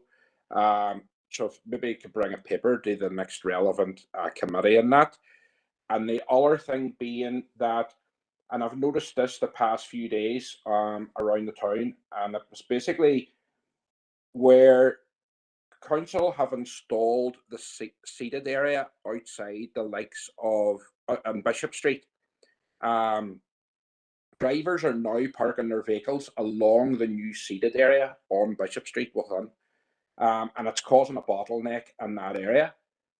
Tailbacks on Saturday were right back to the bridge, and it's basically created a one-way system on that from the Diamond to London Street and Bishop Street there, because people there's nothing, they're not doing anything illegal. They're just parking the car there and leaving it because there's no single or double yellow lines. So I'd like to make a proposal on that if I could. And it's basically to council write the DFI roads requesting that double yellow lines are painted along the new seated area on Bishop Street to prevent cars being abandoned and causing a bottleneck along this area. I can put it on the chat box here now. And I'm happy to second that. Alderman Guy, I would actually be happy to support it, but I won't be taking it as it is stretching again what is coming out of the minute of that meeting.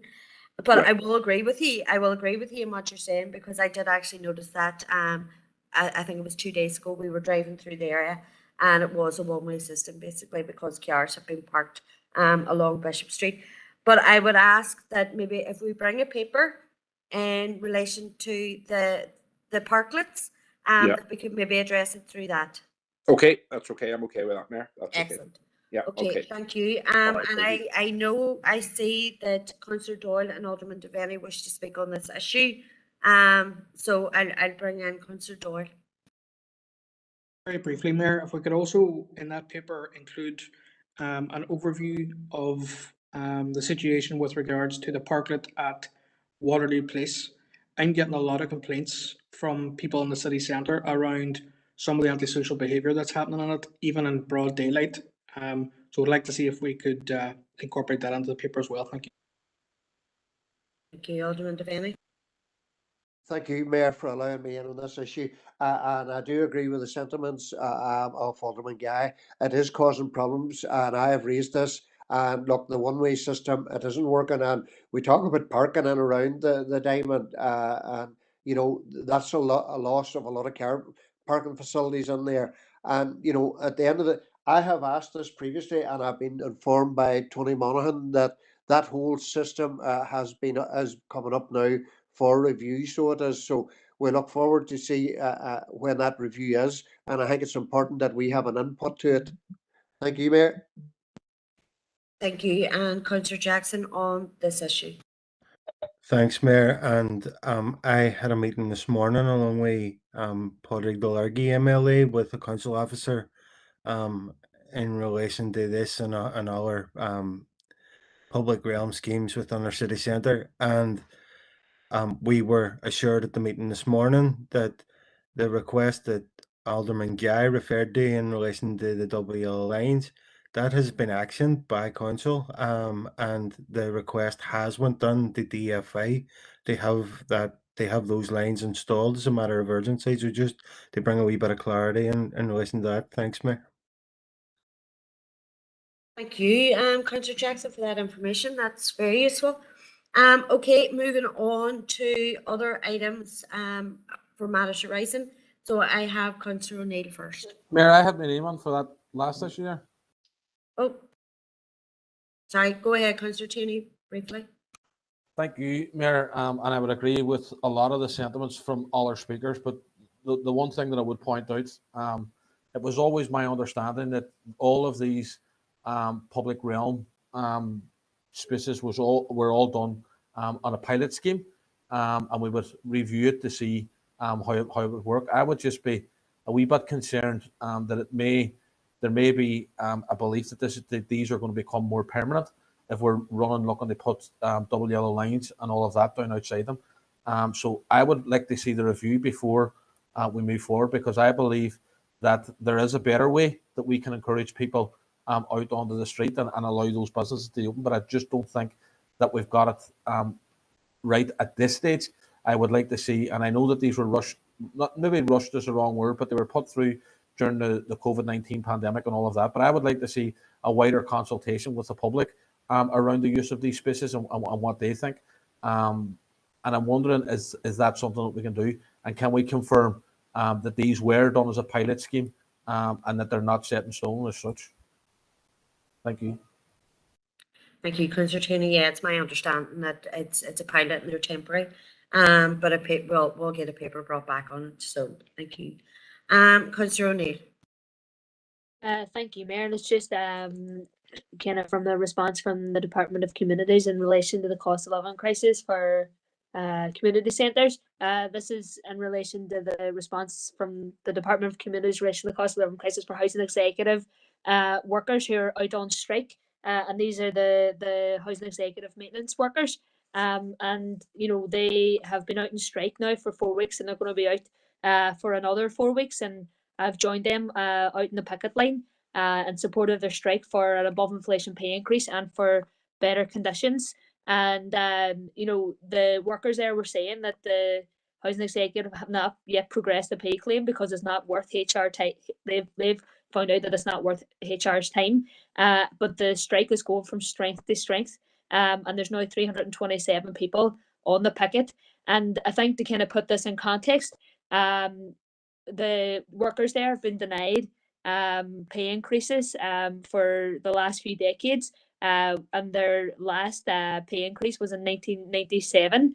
Now, private companies who couldn't make a profit through contracts with the housing executive were given a 30% uplift to private contractors who are doing work outside the main centres for the housing executive, so that there's definitely money there, but it's not going under the workers' pay. So I just want to make a proposal that this council, who has an excellent track record in supporting workers' rights, Councillor Neil, I'm going to stop you there because I'm not going to take a proposal in relation to that. While again, I agree with the sentiments of what you're saying, it doesn't flow from the minutes of the meeting.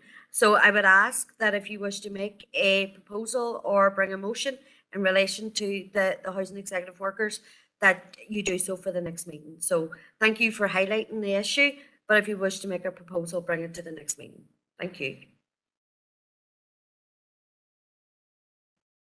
Okay, next speaker is Alderman Hussey. Thank you, Mayor, and it's on 197, page 163, 164 of the minutes. I note within that, before I go to my substantive, the concerns about delays on planning are contained within that overall minute. It's with regard to the proposal from Councillor Edwards, which I totally support, by the way. The council provides Strabane Athletic FC with a letter of support for the proposal as it applies for external funding. Also, the council engages with the club in terms of providing advice and guidance regarding funding applications. And I'm sure I'm going to get a positive response to this when I ask, can officers assure us that should any other club come through, that they would be facilitated with the same type of support if they were bringing proposals? As I say, I suspect from past engagement that would be a positive answer, but it's just to clarify that point. Yes, Strabane Athletic are there within this proposal, but it applies to all sporting clubs in our area. Thank you, Mayor. Thank you, Alderman Hussey, and I'm going to bring in Councillor Michaela Boyd because she is looking to raise the same issue. Go ahead. Yeah, thank you, Mayor, and obviously too, just I would support Alderman Hussey's comments also.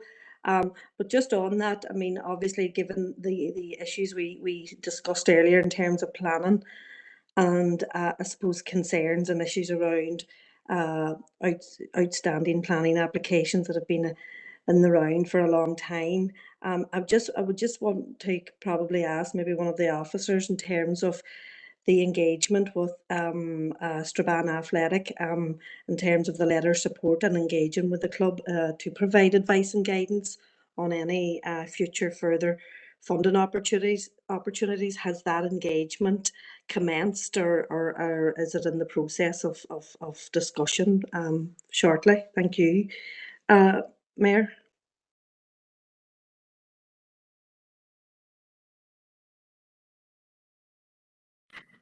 Thank you, Councillor Boyle. I'm just seeing if Claire McFarlane's maybe on the call, if she would like to comment. Yes, Mayor. Just to confirm that there has been contact with the club and one of our officers is seeking to agree a date to meet to commence that process. Thank you, Karen. Moving on, Councillor Jackson, you have a number of items there too. Yeah, Mayor, firstly, it's on the Strabane Athletic item, and Alderman Hussey's referred the minutes, and the minutes will show that on the back of this item, I attempted to make a proposal that would have supported the application for Strabane Athletic in a more practical sense in terms of sending a delegation to meet with Angus Care to discuss the issues that are arising from the department's approach to planning applications or planning decisions taken by our planning committee. And I was quite shocked and I'm very disappointed that the chair refused to support Strabane Athletic and refused to support the many other applications that are applicants that the DFI are sitting waiting on. And whilst I accepted his judgment, I did make the point that I would return to this at another meeting. So, but I was quite surprised to see that whilst the chair of the committee refused to accept the proposal, I seen media statements from party colleagues calling for the same thing, just in relation to the approach from DFA around planning applications for social housing, for greenways, for retail units along the Crescent Link. So it was quite frustrating, but and then it was interesting to hear at today's meeting where Councillor Tierney referred to Derry as being open for business, whilst one of the applications that are sitting there for a Lidl store on the Crescent Link, that application was approved by our committee well a long time ago. It was called on by the then Minister Nicola Mullen, and that certainly sent the message that Derry is not open for business. It blocked investment into Derry, and that application is still sitting with the department. So, along with hundreds of social housing units, along with the Greenway, and most significantly, along with the Strabane Athletic application. So, I would be keen that I would be, with your indulgence, Mayor, I would wish they restate the proposal that I made at that committee and ask that we as a council send a delegation to meet with Angus Care to discuss the fact that the Department of Infrastructure are undermining the planning function of this council by sitting on these applications.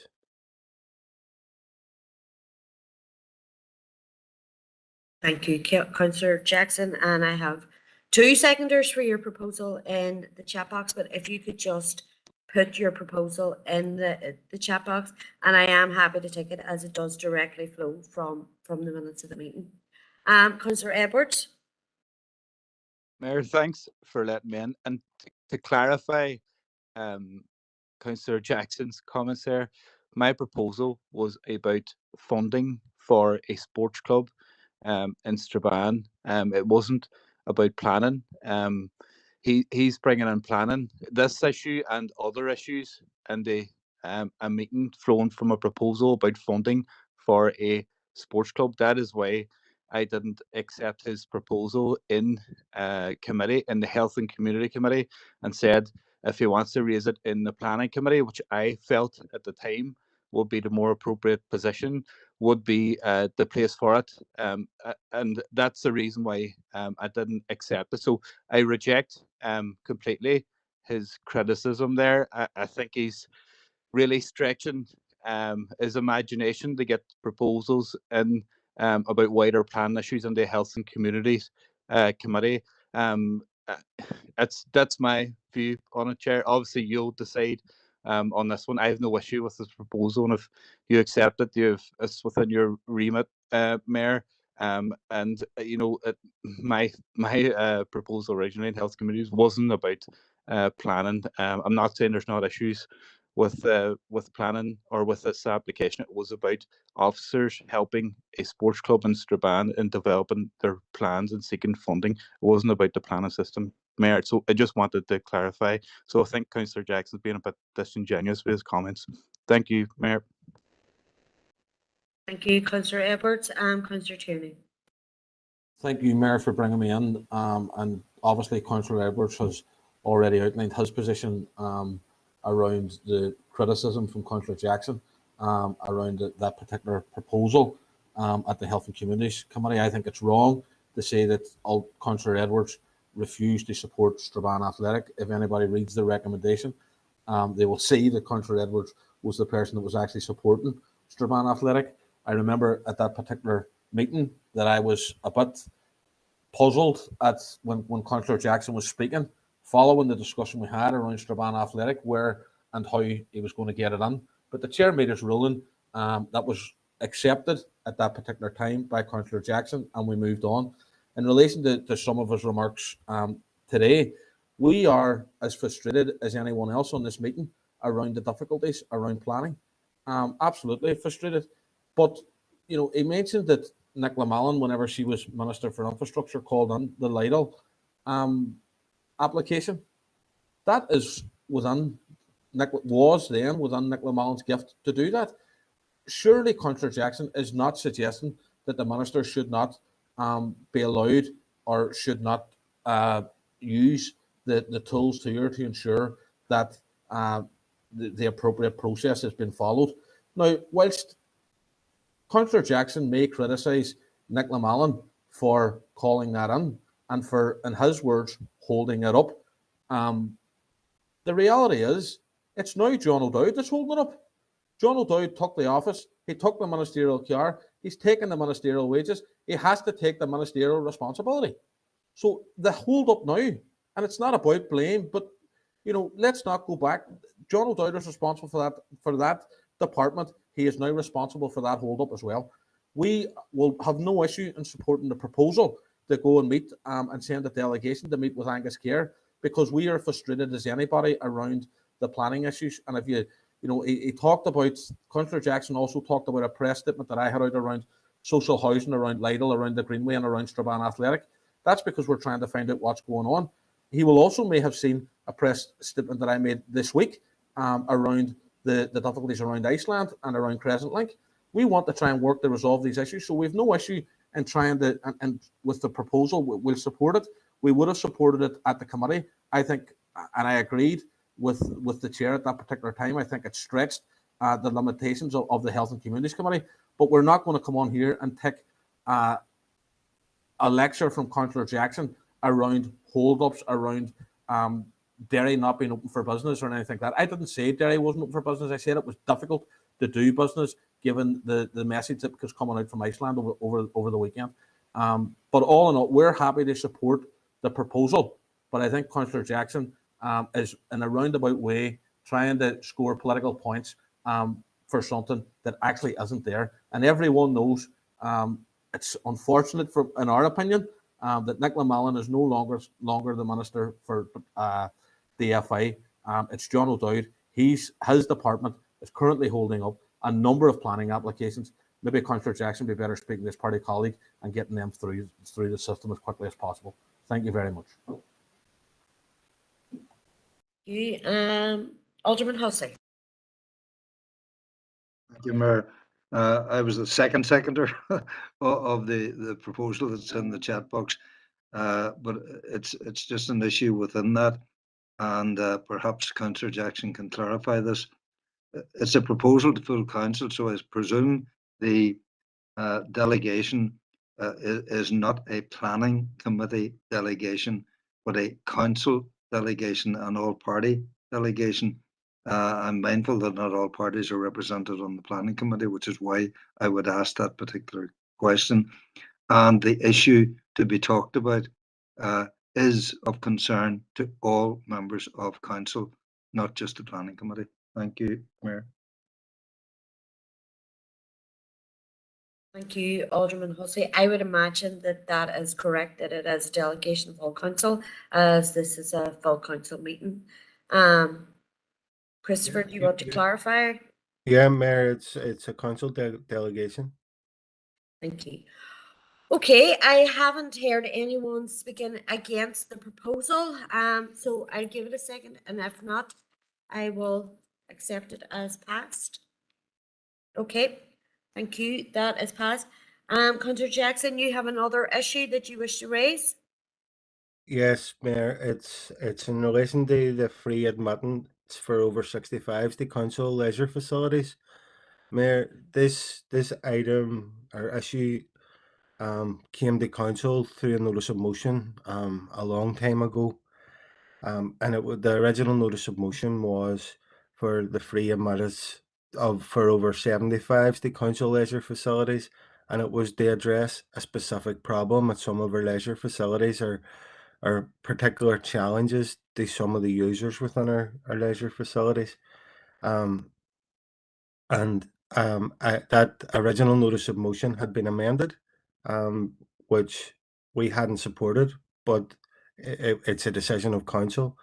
They reduce the age to over 65s.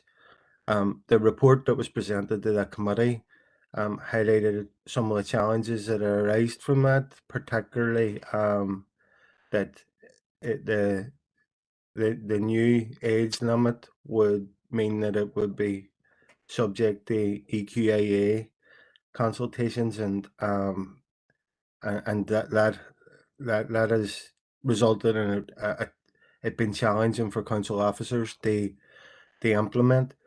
Mayor, with your indulgence, I plan to make a very slight amendment or proposal to this, is that that we explore the original proposal to include free admittance to council leisure facilities for all those that were over 75.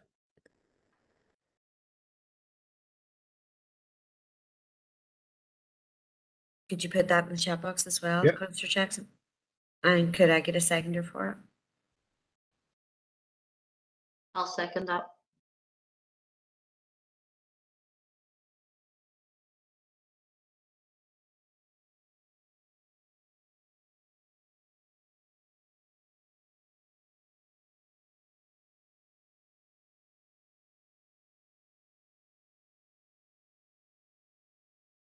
Sorry, I'm just waiting to see the proposal.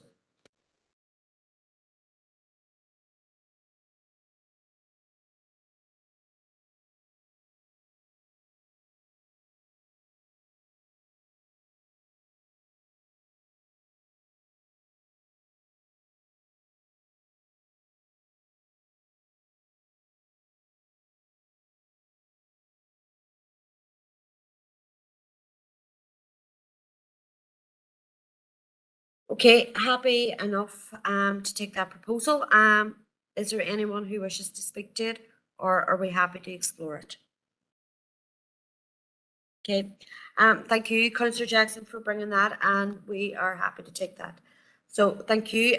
Moving on, I don't believe I have any further matters arising from Health and Communities. So moving on to the bi-monthly Assurance Audit Risk Committee, held on Monday the 26th. So if I could get a proposer and seconder for accuracy. Proposed, Michaela. Thank you, Michaela. Seconded. Anyone there? I'll second it, Mayor Emmett. Thank you, Councillor Doyle. Okay, any matters arising from audit? No. Okay, I'll give it a second and we will move into confidential.